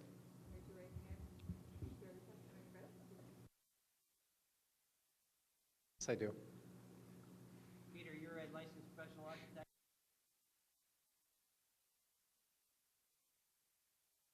Yes. With respect to the first floor addition? Yes. Would you be kind enough just to take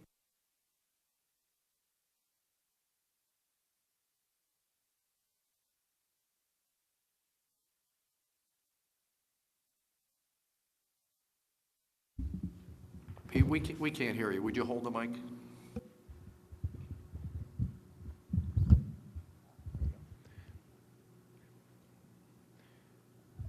Okay, the existing residence is a three-story residence. It's fairly typical in Margate.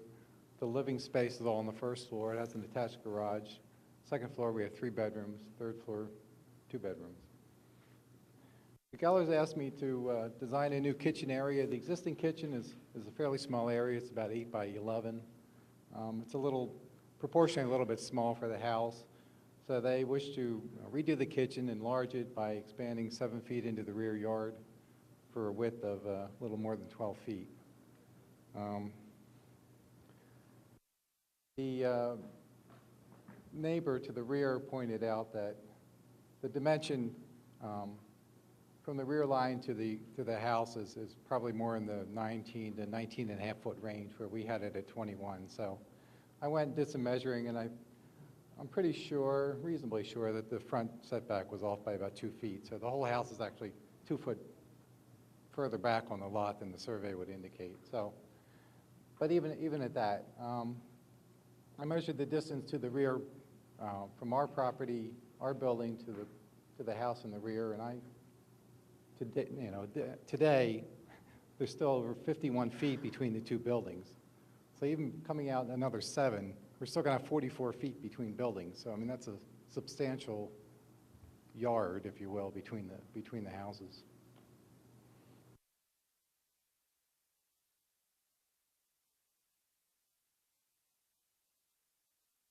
Yes, as we mentioned, or was mentioned, it's a really small addition. It's probably 70, 80-something square feet, 1 story.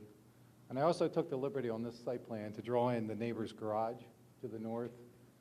So you can see it's pretty much completely blocked from his view by his own garage.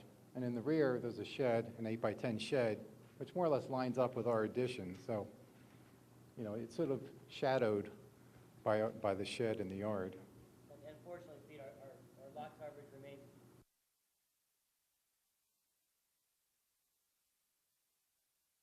Yes, we're actually quite a bit under, yes. And all the other setbacks affected. Did you touch upon the right side yard setback? On the right side, we propose to continue the existing line of the house, which is about 5 inches into the setback. And obviously, for construction reasons, we'd like to maintain. Yes. It would be awkward to have a little jog in the kitchen that's, that big. In light of the configuration back there, do you see any issue?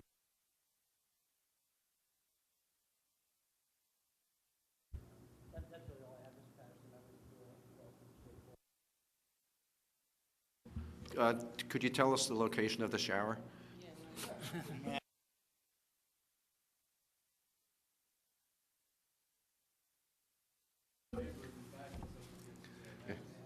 Does the board have any questions? Is anyone here from the public who would like to speak? Please come forward and be sworn in.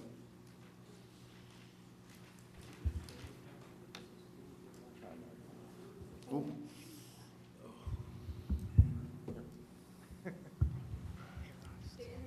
My name is Selma Rosenberg. I live at 106 North Thurlow. Selma Rosenberg. S-E-L-M-A. 106 North Thurlow.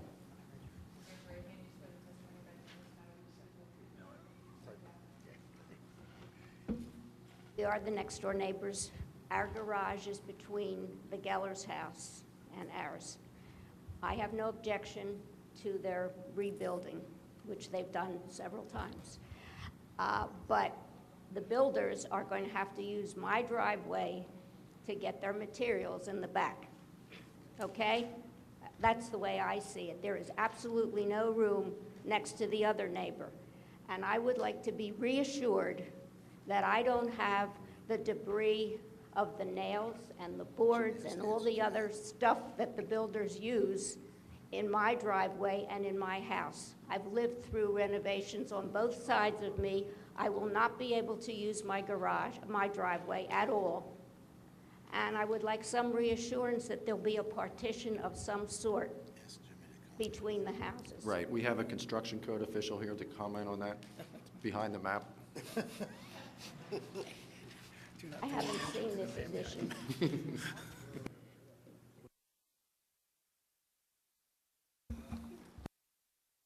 That's my driveway.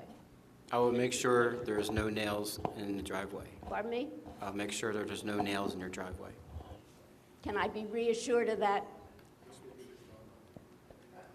You know what? You'll hear from me, because we had a terrible time before. So you're aware, Mhm. the addition is on the Brennan's side of the house. But there's no way. You're over here? Yes, but there's no way to get to the back from the Brennan's house. There are shrubs there. Oh, your concern is coming up? They're going to be coming up my side, for sure. There is no room on the other side. I've checked. Excuse There me. are To solve shrubs. that problem, build a fence so they can't use it. Pardon me? Build a fence so they can't use your property, We had a fence at one or time. charge a toll, you know, like Roger Hanson does. No, I'm serious. So I maybe would I like missed- to have some reassurance. You're the builder? No, I'm not the builder. He's the code official, code enforcement. Oh, Is, okay. are you saying they're using your driveway, or their driveway is next to your house? They have no driveway. Oh, it's your driveway. It's my driveway. They're using the grass or There's Oh. my driveway. and you don't have to worry about it. Pardon me? Park your car in your driveway and they won't be able to use it. They'll come right by. Trust me. They can't. I've been there. Now, there's a plot of grass next to the driveway.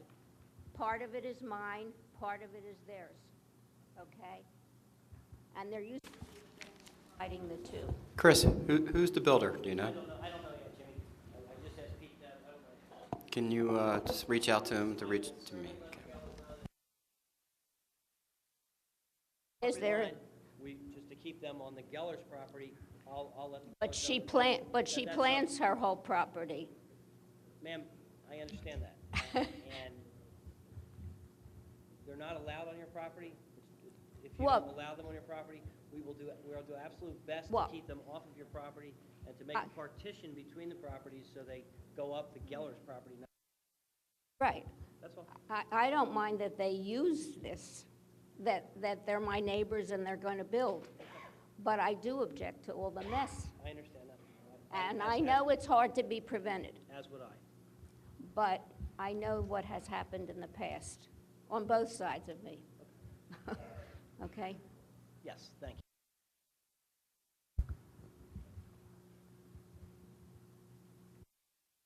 Thanks, Chris. Joseph, last name Pesce, P as in Paul, E-S-C-E. 107 Burrows, B-U-R-R-O-W-S, Mill, M-I-L-L, Road, Chadds Ford, that's C-H-A-D-D-S, Ford, P-A. I do, sure. Good evening. I am the, I actually purchased the property directly behind the applicant on 109 North Union back in May with the intent that this would be my wife and our eventual retirement home. I did stop by, I just learned of the application a week or so ago, and I did receive the notice in the mail. And I just arrived yesterday to take a look, and Roger was very good, as was Joanna, in explaining the nature of the variance. So it might actually surprise you to know that I'm not necessarily in objection to it. I did have a few questions just in understanding if I am agreeing to this, what I am agreeing to. just for lack of familiarity with the variance process, I'd like to know a few things. So if I could ask the board, and actually I may have almost received the answers that I thought I might from speaking to Chris and to Peter. So essentially my question is in regard to this type of a rear setback variance. I assume that this would be just for the immediate project at hand, or does, by so setting a variance, now which will be 12 feet away from my property line, 12 to 14 feet, does that mean that in the future the applicant could expand on this actual building to maybe go across the full back of the house? No. The answer to that's no. Okay, okay. And likewise, If they want to make another application, they need to.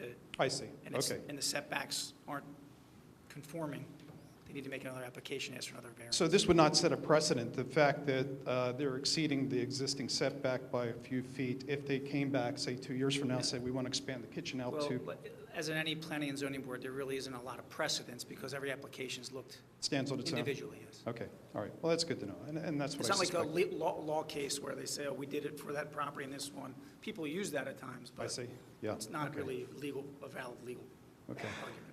However, having listened to the prior speaker, I do now kind of have a concern about access to the property, Chris, so I just want to have reassurances here that my property would be the logical one to get to it because it's wide open on the side. I'm sure we can work through that, but... You could always do a license and have a fee for that if you want. I thought the same thing. Actually, we can make arrangements, so I know your client's in... Cambodia, but I'm sure you can make that call tomorrow to let them know. I'm more than happy to work something out with them. I'm trying to think. Yeah, we do intend to build probably within the year or so. We will be using the full envelope of the property. I think we did learn that it's about 16 feet that we have to stay off the background. There will be another shed back there, but it'll be on the other side, as I understand from speaking to the architect. So. So I guess in summary, I'm okay with it. I just wanted to make sure, and I had hoped to actually meet the neighbor. I have not met them because it's not our primary shore residence. So hopefully you can convey, my goodwill here and that, we want to work with them. So that's all I had. Thank you. I appreciate your help. I'd like to thank you for discovering the discrepancy in the survey. That will help us straighten this out. Yeah, I thought in the Thank you. broader scheme of things that wouldn't matter. There did seem to be 2 feet of discrepancy there, but it was Thanks a lot. acknowledged, and I think we're fine. Thank you. Thank you. And if you don't mind me tearing up your display. As long as you don't drop the mic. Guys? No, yeah. That's direct backwards. Anyone else from the public care to comment? Seeing none, the public portion is closed.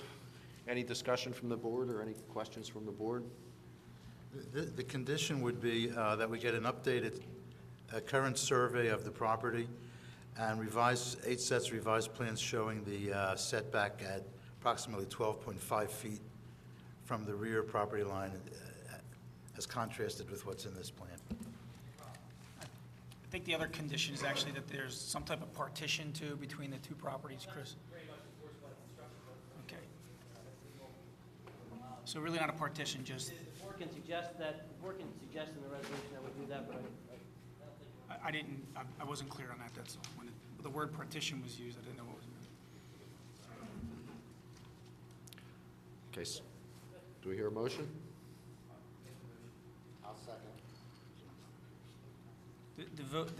Now that we made the motion, just quickly, it would be C variances for rear yard setback, right side setback, and combined side setbacks, as set forth in Mr. Rubin's planning board review memorandum. Why don't we just renew the motion in a second?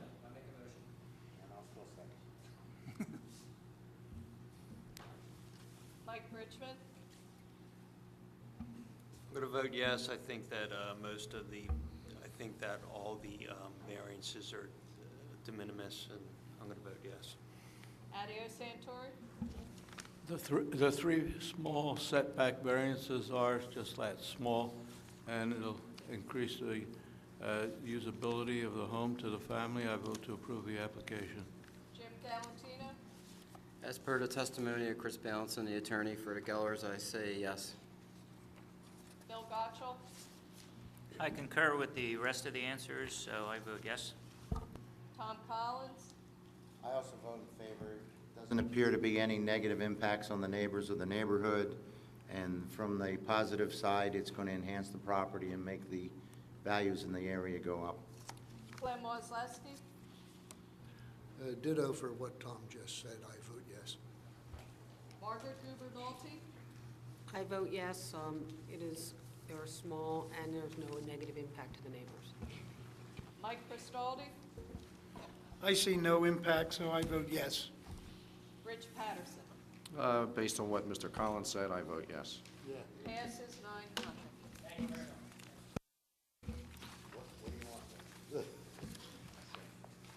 Flood dams from your story.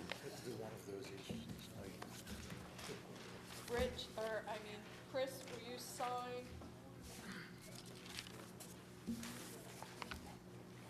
Can I start? Oh, yeah. Peter Romano, 106 North Washington Avenue, Block 327, Lot 402, in the C1 District, to grant a C variance for lot width, side yard setbacks, distance to adjacent structures for the construction of a new single-family home. Taxes are current and proof of advertising and notifying is satisfied. Chris, okay. You don't go anywhere for a couple of minutes. Okay. Roger Rubin?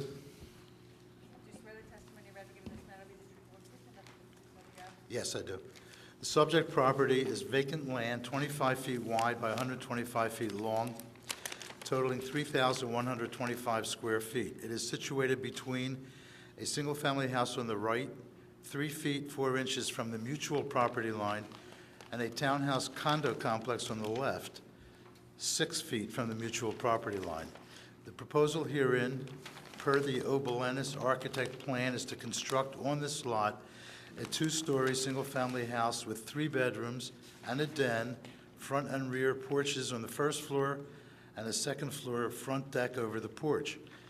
2 off-street parking spaces are provided in front.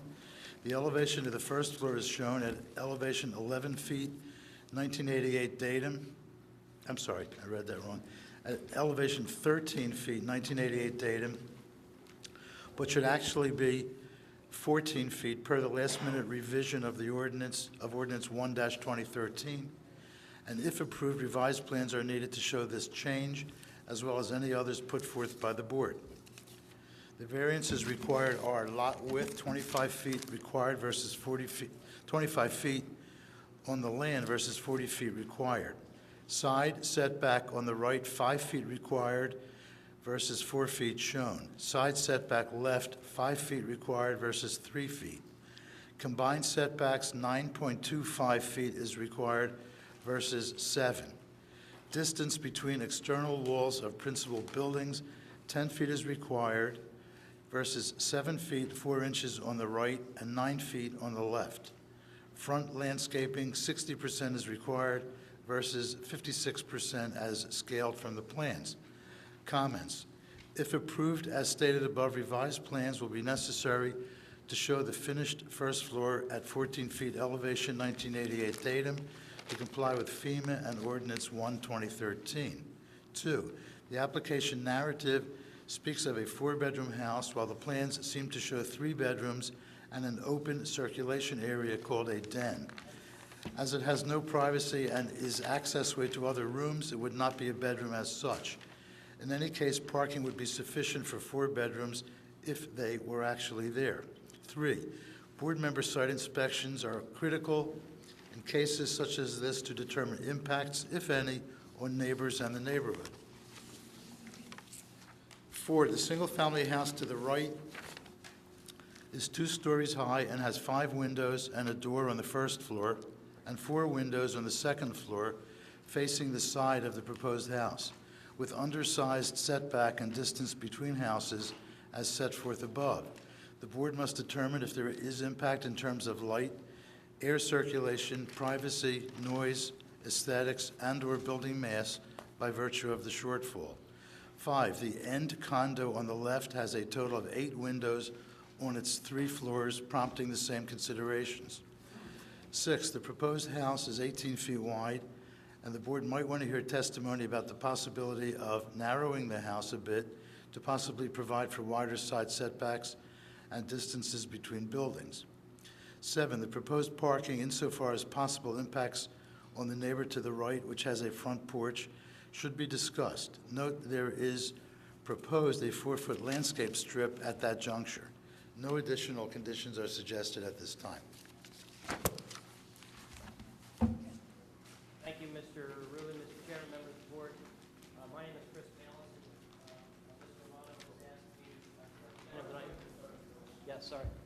Mr. The mic's Romano backwards. has asked me to represent him this evening with respect to this application for the vacant lot immediately next to the condos at 106 North Washington Avenue. It's identified on the tax map. I don't have that written down. Mr. Rubin told you what that is. It's an existing vacant lot, which I think has an abandoned car to the rear. It's immediately adjacent to the condos. There's a single-family home to the right. There's a similarly situated lot immediately across the street, another 25-footer. We are all used to those. We see them a lot in this particular area of the city. It is in the C1 zone, from what I understand, but the S25 zoning criteria applies in that regard. As has been set forth in the application, it is for a 2-story single-family home with setback relief on the right of 3 feet and on the right of 4 feet.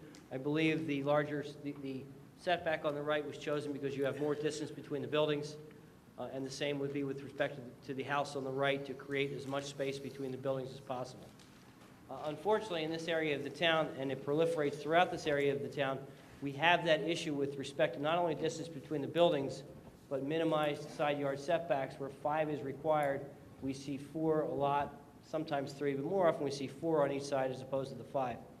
That simply allows for a single-family home that's just not too narrow, because as those of us who are somewhat familiar with the process know, once you start digging into that house any more than 4 feet on each side, and then you put a stairwell in the house to get up to even just the 2nd floor, forget a 3rd floor, the house just doesn't work. As this is not an undersized lot, a lot width variance is necessary, but at 125 feet deep, it's not an undersized lot. There's no requirement or obligation to offer that lot for sale to any neighbor. I agree it's a lot width variance, it's not a lot area variance, it's not an undersized lot. The square footage of this lot is fine. It's a conforming lot with respect to the square footage for an S25 zone. So we're kind of stuck with having to come up with a house that will work in light of what the surrounding considerations are. And in this instance, the surrounding considerations are the condominium development to the right, to the left, and the single-family home to the right. Aside from those setback issues, which are brought about by the location of the house and the location of the adjacent buildings, the remainder of the home complies in all respects to the zoning criteria. I mean, the rear yard setback is substantial, the front yard setback is substantial, building coverage meets that which is required, landscaping meets that which is required, front yard landscaping meets that which is required, parking meets that which is required. It's the hardship, and it truly is a hardship under the case law with these existing narrow lots, and we have a lot of them. And yes, would we like to see those lots develop as 50-foot lots? We would, but in some instances, when you have development on each side of you, that becomes an impracticality, resulting in coming up with some type of architecture, some type of design that works on these 25-foot lots, which unfortunately we're stuck with. With that being said, John Obelenis is the architect who prepared the plan that's been submitted. John is more familiar with the project than I am, having lived with it somewhat and trying to design a house that fits on this lot, and I'll let John take it from there. John Obelenis.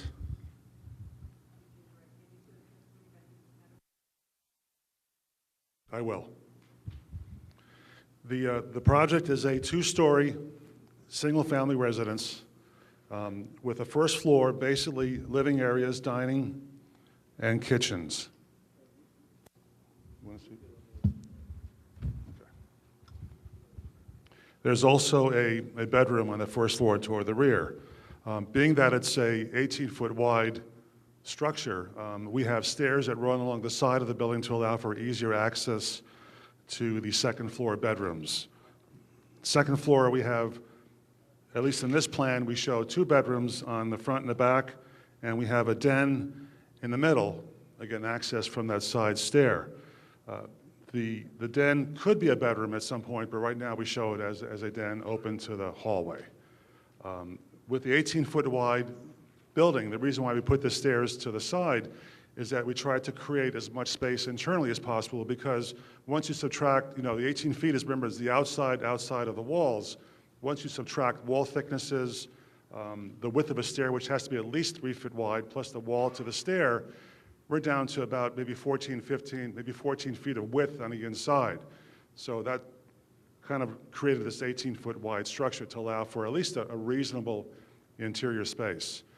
There is an attic space on the 3rd floor, but that's not habitable because of the roof angle. So pretty much it's a straightforward 2-story structure. John, you've looked at the zoning criteria.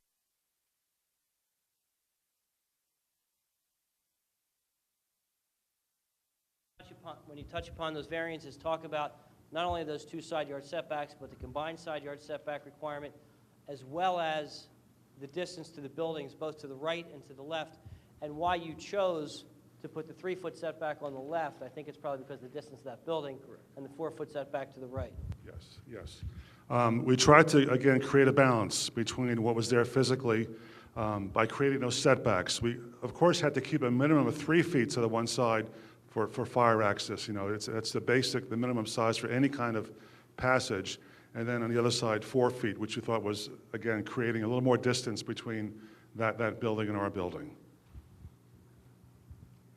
John, regardless of where you placed this particular building on the lot, when I say that, I mean in terms whether you were able to slide it forward or slide it back somewhat, we would still have the issue with respect to the distance between the buildings. Yes. There would still be some contact on wall to wall, creating that necessity for that variance. Correct, yes. Now, the front yard setback for this structure complies with zoning ordinance requirements, is that right? Yes, it does. Actually, we exceed the other. 20 where 17 is required, and the rear yard is 29 where 25 is required. And your building coverage is actually only 35% where you're allowed to have 39%. Yes. And landscaping, as the plan shows, is at more than 50% where 35% for the entire lot, is created. See, as an architect, any other way to develop this lot, aside from what appears to be a reasonable plan set forth? Foot wide. It's a railroad lot, basically. We have a very long lot, narrow width. The movement is really front to back. We can't move it left to right for those very constraints. And so does the shape of this lot then create somewhat of a hardship in terms of the design and the necessity for the side yard setback variance? yes, it does. Again, the width is really constraining the design process. I mean, front to back, even then we have a couple of feet to play with, but not a whole lot front to back either. By trying to create a good floor plan, a good area for a proper-sized building. And your parking complies with ordinance requirements as well? Parking complies, yes. And would you tell the board about? Well, it looks like well, if you look at it, it's a mini landfill. I guess stuff is dumped on it. There's a car there. It looks like it's not cut. It's not a very pretty looking site. And have you done a survey of the neighborhood before coming here?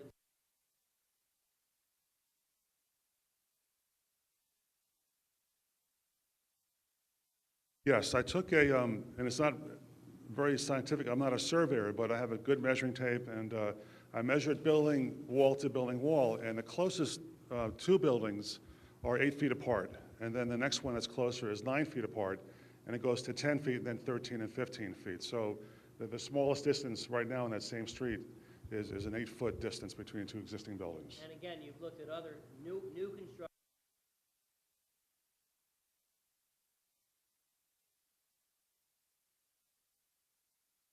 Yes, there's one right across the street, a 2.5-story project on a 25-foot wide lot, very similar to what we're trying to achieve here. Thanks, John. That's all direct testimony. Patterson, I think it's, the application will speak for itself. It is what it is. Chris, I have a couple questions for John. John, since this is a V-zone construction, which Yes. is now you're building an A coastal or A-zone construction, this requires pilings and breakaway walls. We talked about that initially. What I was trying to get out of you, and I didn't want to bring it up in front of the board, is the additional 3 foot that you incur with your building height, because now you're building to the underside of your lowest horizontal member is now your finished, whatever, not finished floor, but it's the requirement.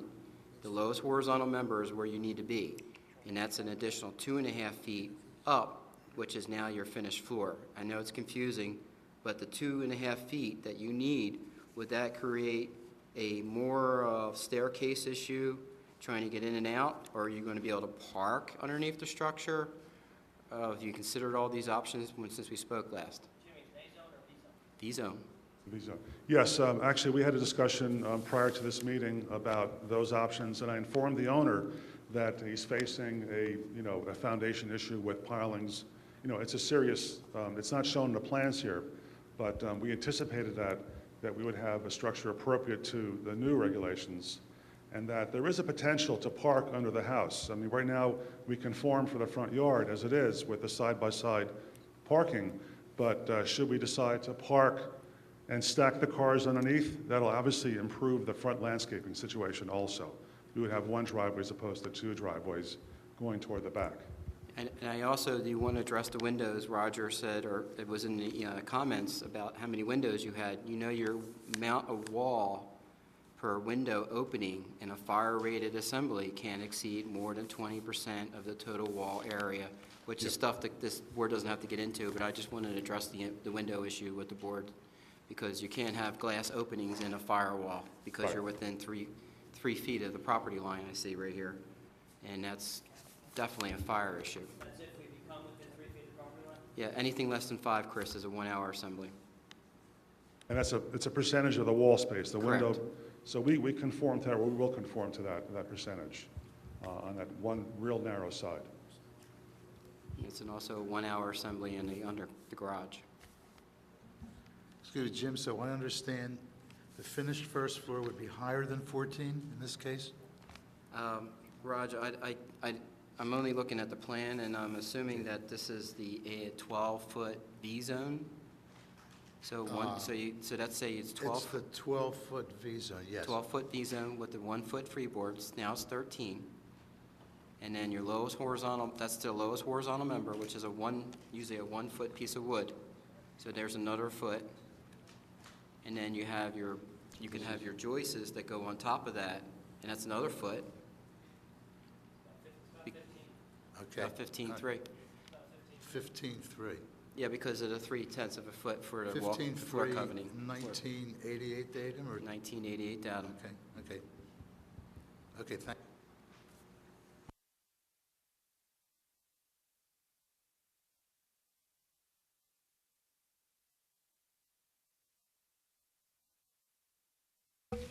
You have anything else, Chris?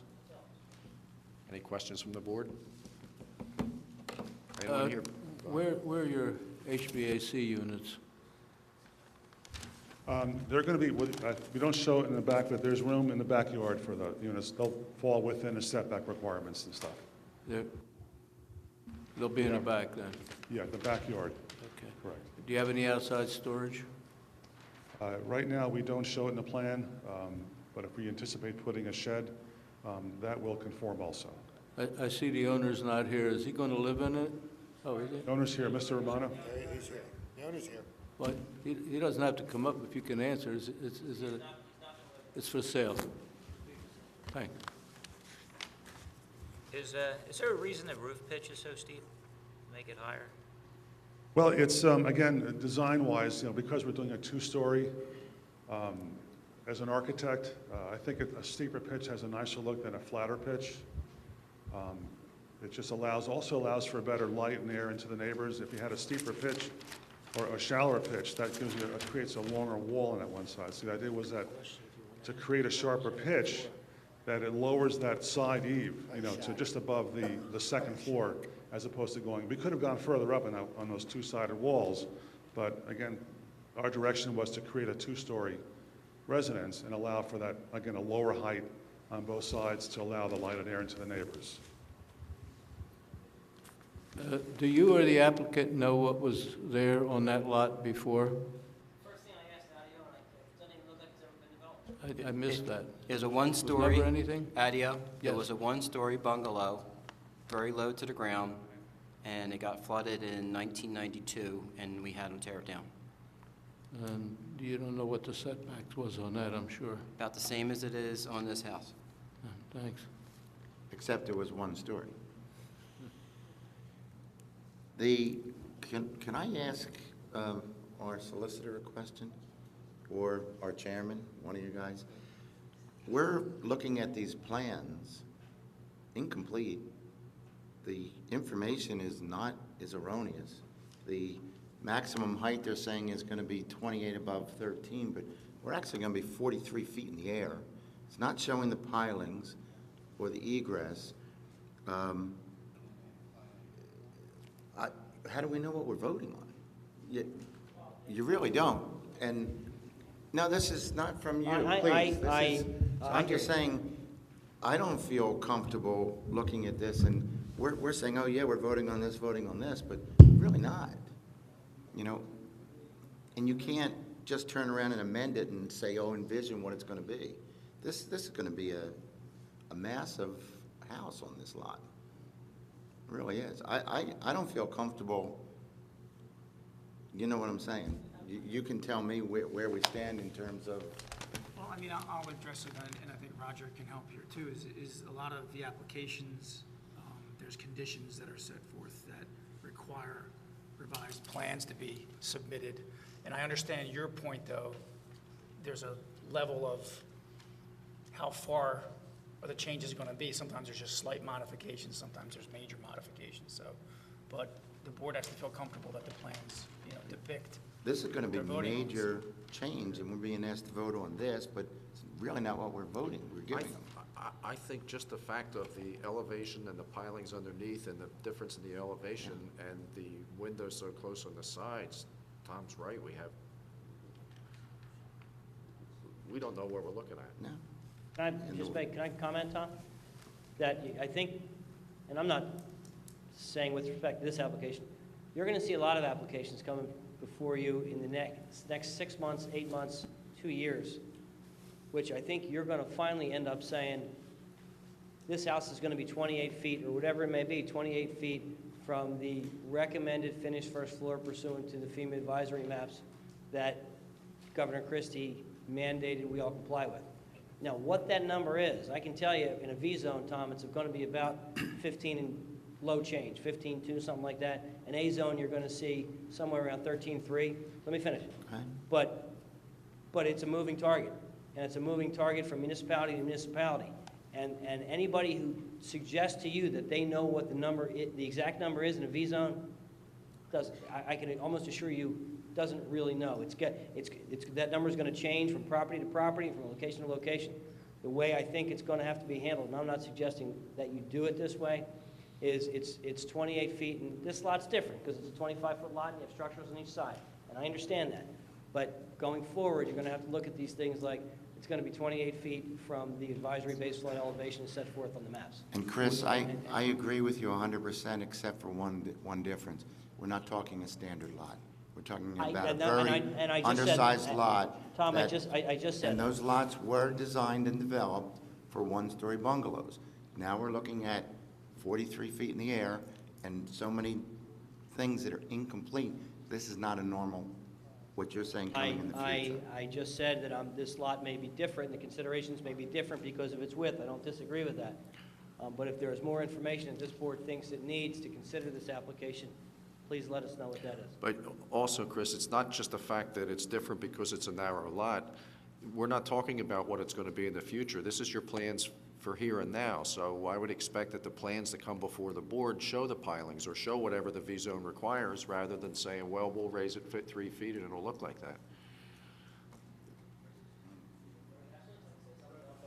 Romano, while you, so take your time. Tom's comment about the height of 43 feet, that's above, remember, starting at sea level, so the actual grade is going to be about 7 or 8 feet to start with, so the roof is not 43 feet above the ground, it's 43 feet above sea level. So basically, you have the 28 feet for the structure from the first floor, and then you have another, we're assuming about 7 feet from ground to the first floor, 7 feet or so. Less. That's going to be more? Less. Well, okay, less is better because. No, you're going to be, your ground is lower. Is it, so see, you're I don't know gonna- the exact, we don't have a you're gonna be survey. higher. Yes, if we assume it's 7 It's a feet, flood zone.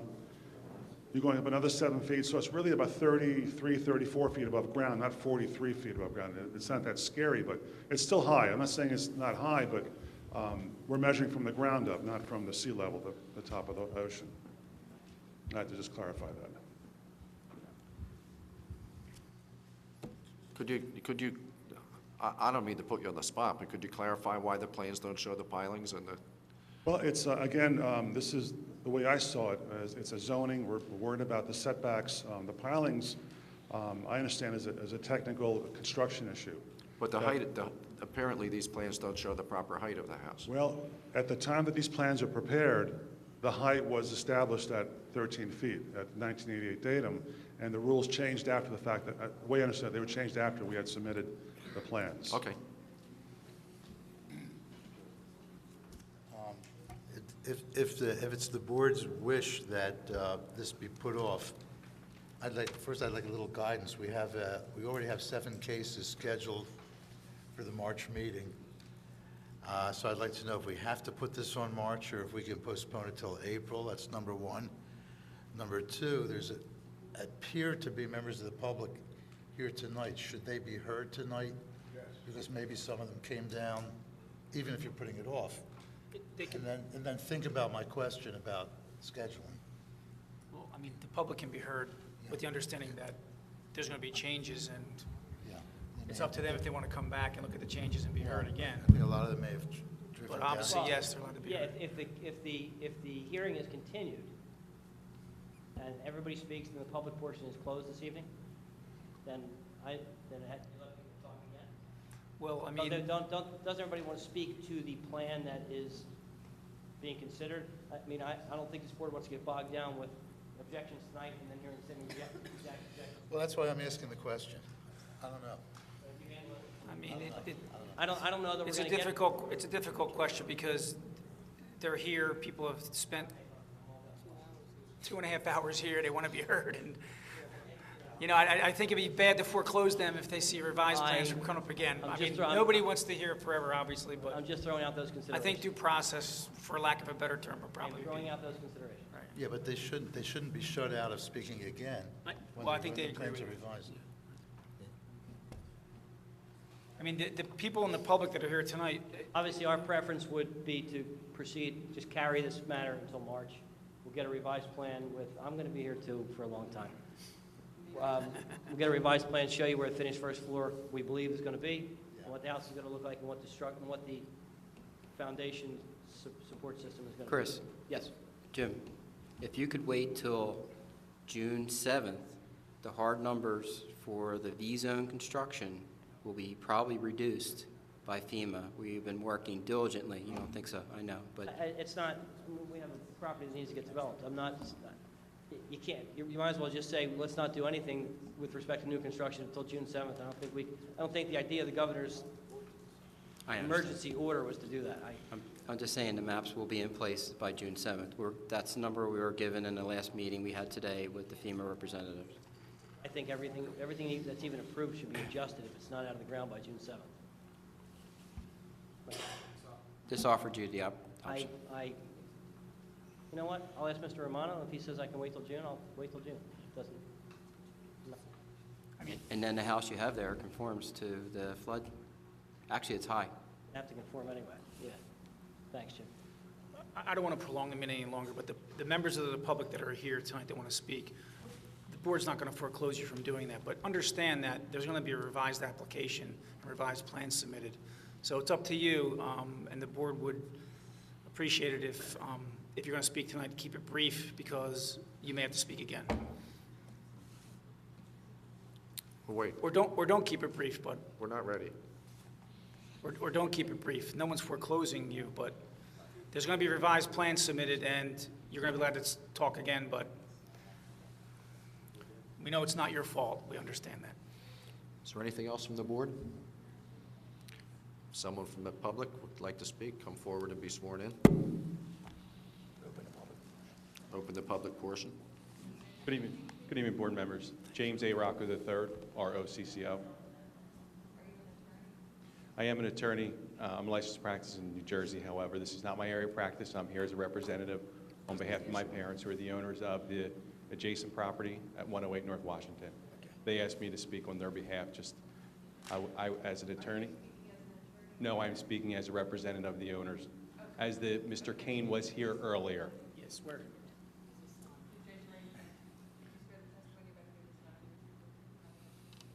I do. And as I indicated, my parents are the property owners at 108 North Washington. They've been property owners of that property since 1979. It is not a property that they have rented out as a property of a shore property that we grew up on. And I'm just going to highlight some real issues, because I know it's going to come back, and I will be back along with the other property owners. I think, if anything, you should take note and record of who showed up today in opposition of the present plans, because certainly some of the plans will not change with respect to the side setbacks. So our house, as it was originally built, is 3 feet and 4 inches from the property line. The property owners, the proposed plan is they want to generously give us 4 feet from the property line, which is 7 feet 4 inches, which is less than the width of this table before you. This, I assume, is an 8-foot table, not a 6-foot table, which means our side of our house will be less than the end of that table. Mr. Rubin did a nice job of identifying the issues, so I don't want to be redundant of it. However, I believe there's one error. On our side of the house, he identifies 4 windows on the first floor. There are actually 8 windows, and then there are 4 windows up on the second floor. We had 2 additions. We had a rear addition, which was just a great room. I'm one of 4 children, and now there are 9 grandchildren, so we had to develop over time just so we could spend some time down here. When we built the rear addition, we had to comply with the code at the time. So our house, our addition in back, is narrower than our original width of our house. When the grandkids came along, we wanted an additional great room, so we built a second room, great room on the top. And again, to comply with the code, that is with less than the width of our house. So as I understand, when these were initially built as bungalows, and the air, light, and space weren't really impacted as much. When you heard about the height of this 2-story, and although ours is 2-story, with the pilings it's going to put that up and above is severely going to affect the light, air, and space on our property. This board spent an hour and a half this evening on the location of a shed and a shower, which the neighboring property owner, on behalf of his parents, said it will greatly reduce the light and space of our house. Okay?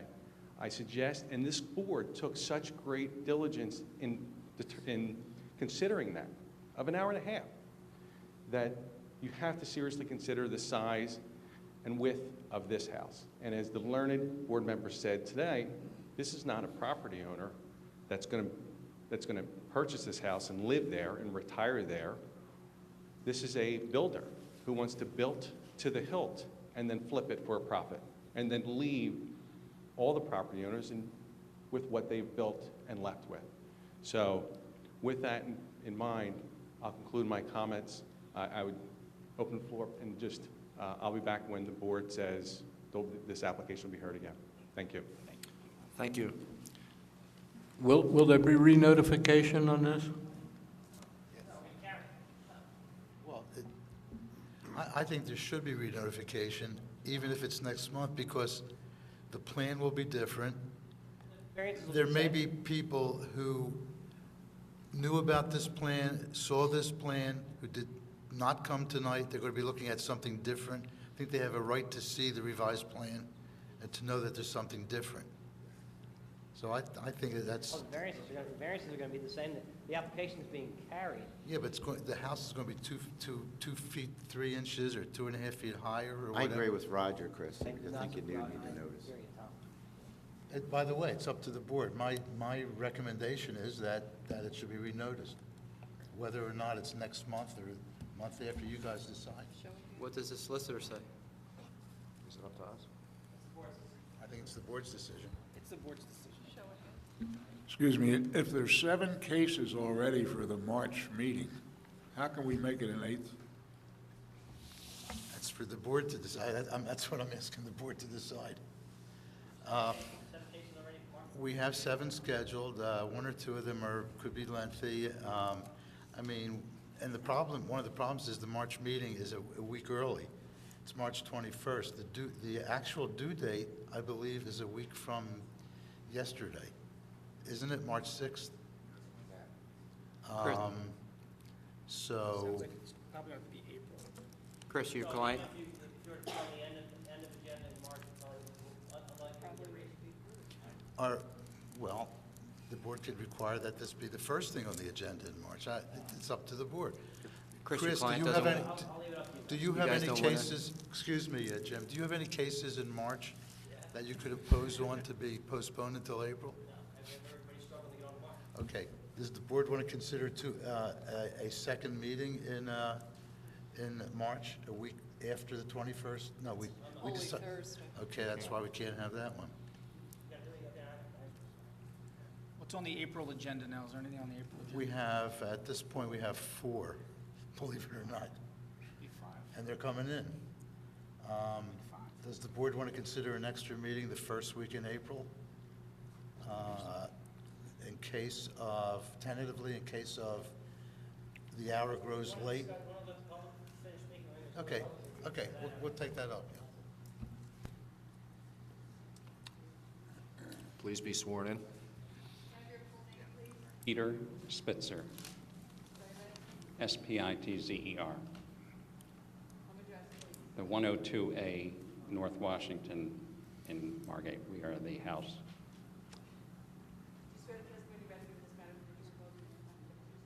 Yes.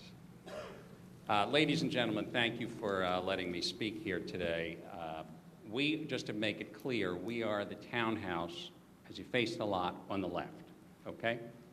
And the Roccos are on the other side. And as this nice gentleman said earlier tonight, it really should, a huge emphasis should really be on the people who are affected on either side. And I'm going to speak to you tonight because I think rather than worry, should we do this in April or May or whatever it is, I think there's enough here to vote and cancel this. And that's the way I feel.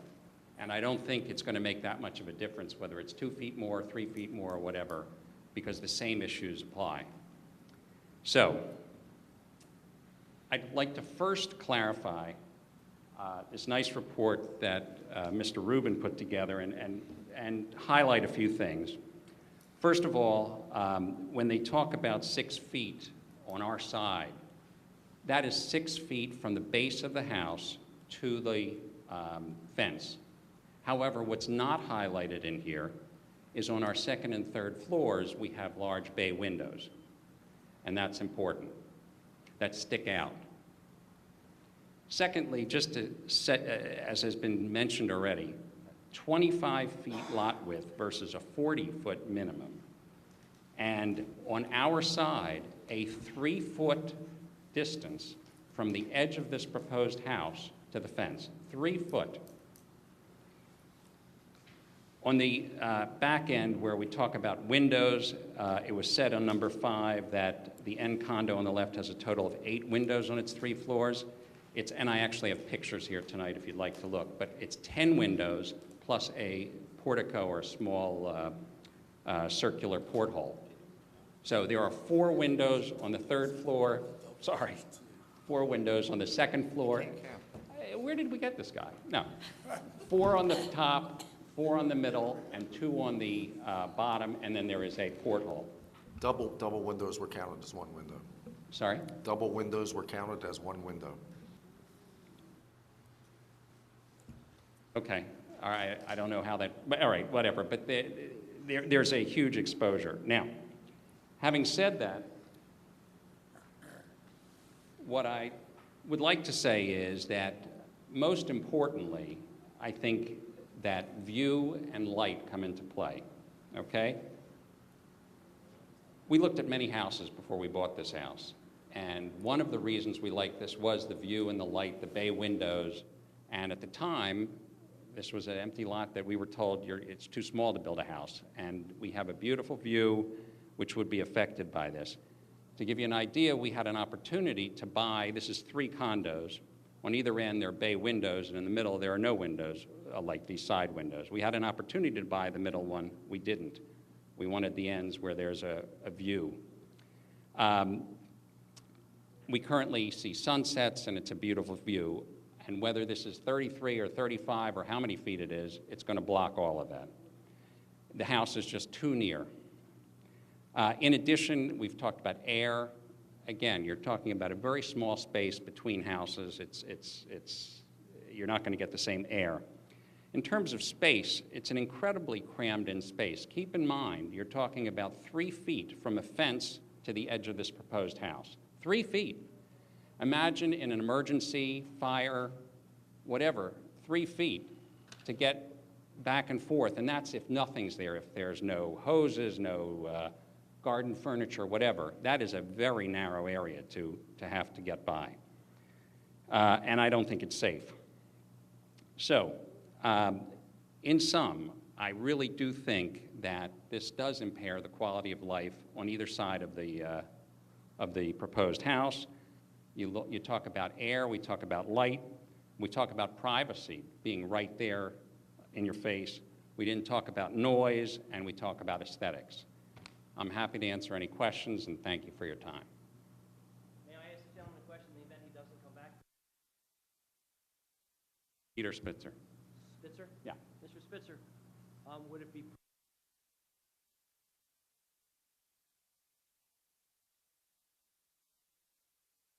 I don't want any house on that. I mean, for many reasons, it basically obstructs all the things we just talked about. So how about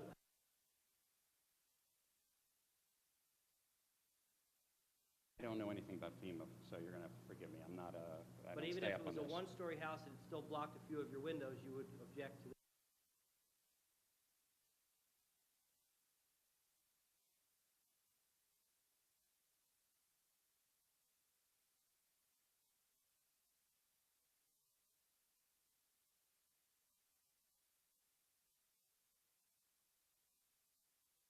That's for everyone else. The width is what scares me, and the height blocking everything. Yeah. Okay, so if we came in with a house that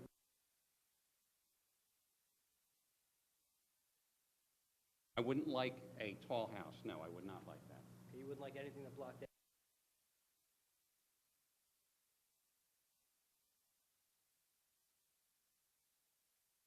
Prefer to see space, and yes. Thank you very much. Okay. Thank you. Any questions? Mr. Spitzer, do you use this lot? No, absolutely not. And none of your family members do? None of my family members. Thank you. Absolutely. Is that your car in the lot now?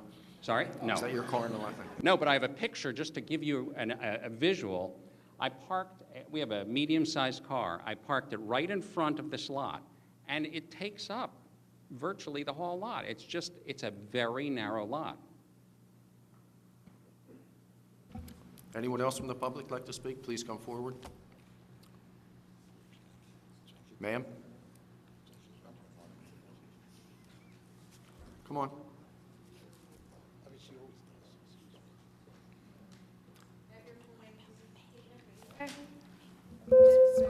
Brazier, it's B as in boy, R-A-J-E-R.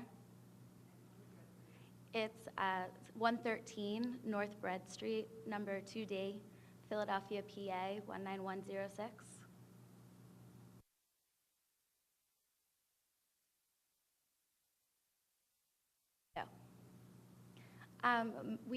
My parents are, I'm representing my parents who are owners of the middle townhouse of 102 North Washington.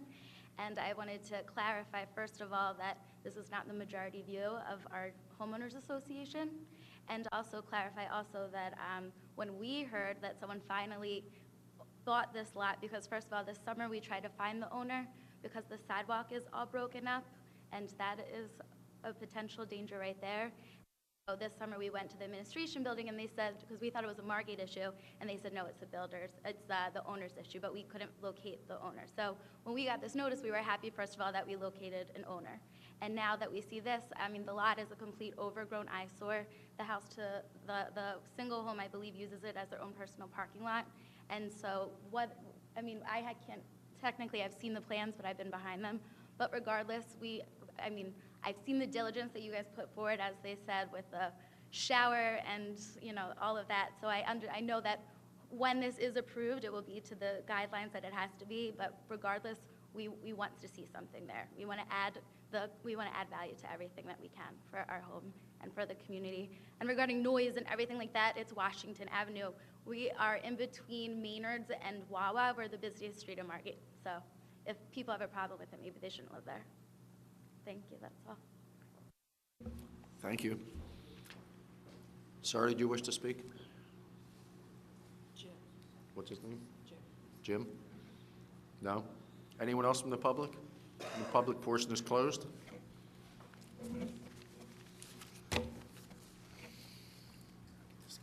Well, I'd like a show of hands from the board if we vote tonight or don't vote tonight. Well, I think there's an application by Mr. Balance to carry it, right?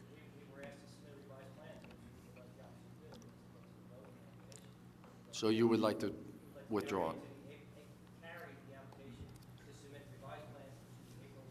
Oh, April, okay. Thank you. So then you know you have to advertise anyway. Right, yes. Solves all the problems. Okay. Okay. All right, thank you.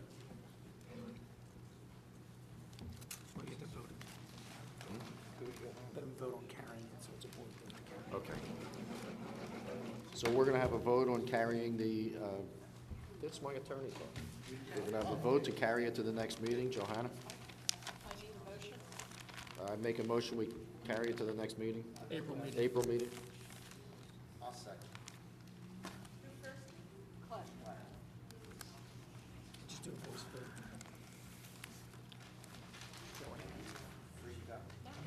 Is a show of hands okay? A show of hands is okay. Everyone in favor, raise your hand. All in favor? All in favor of postponing until April?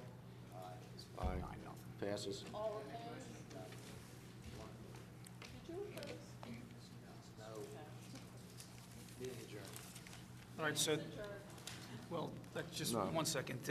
The application now is carried to the April meeting. Just anyone in the public also, even though there's going to be separate notice, they're noticed tonight that it's in April.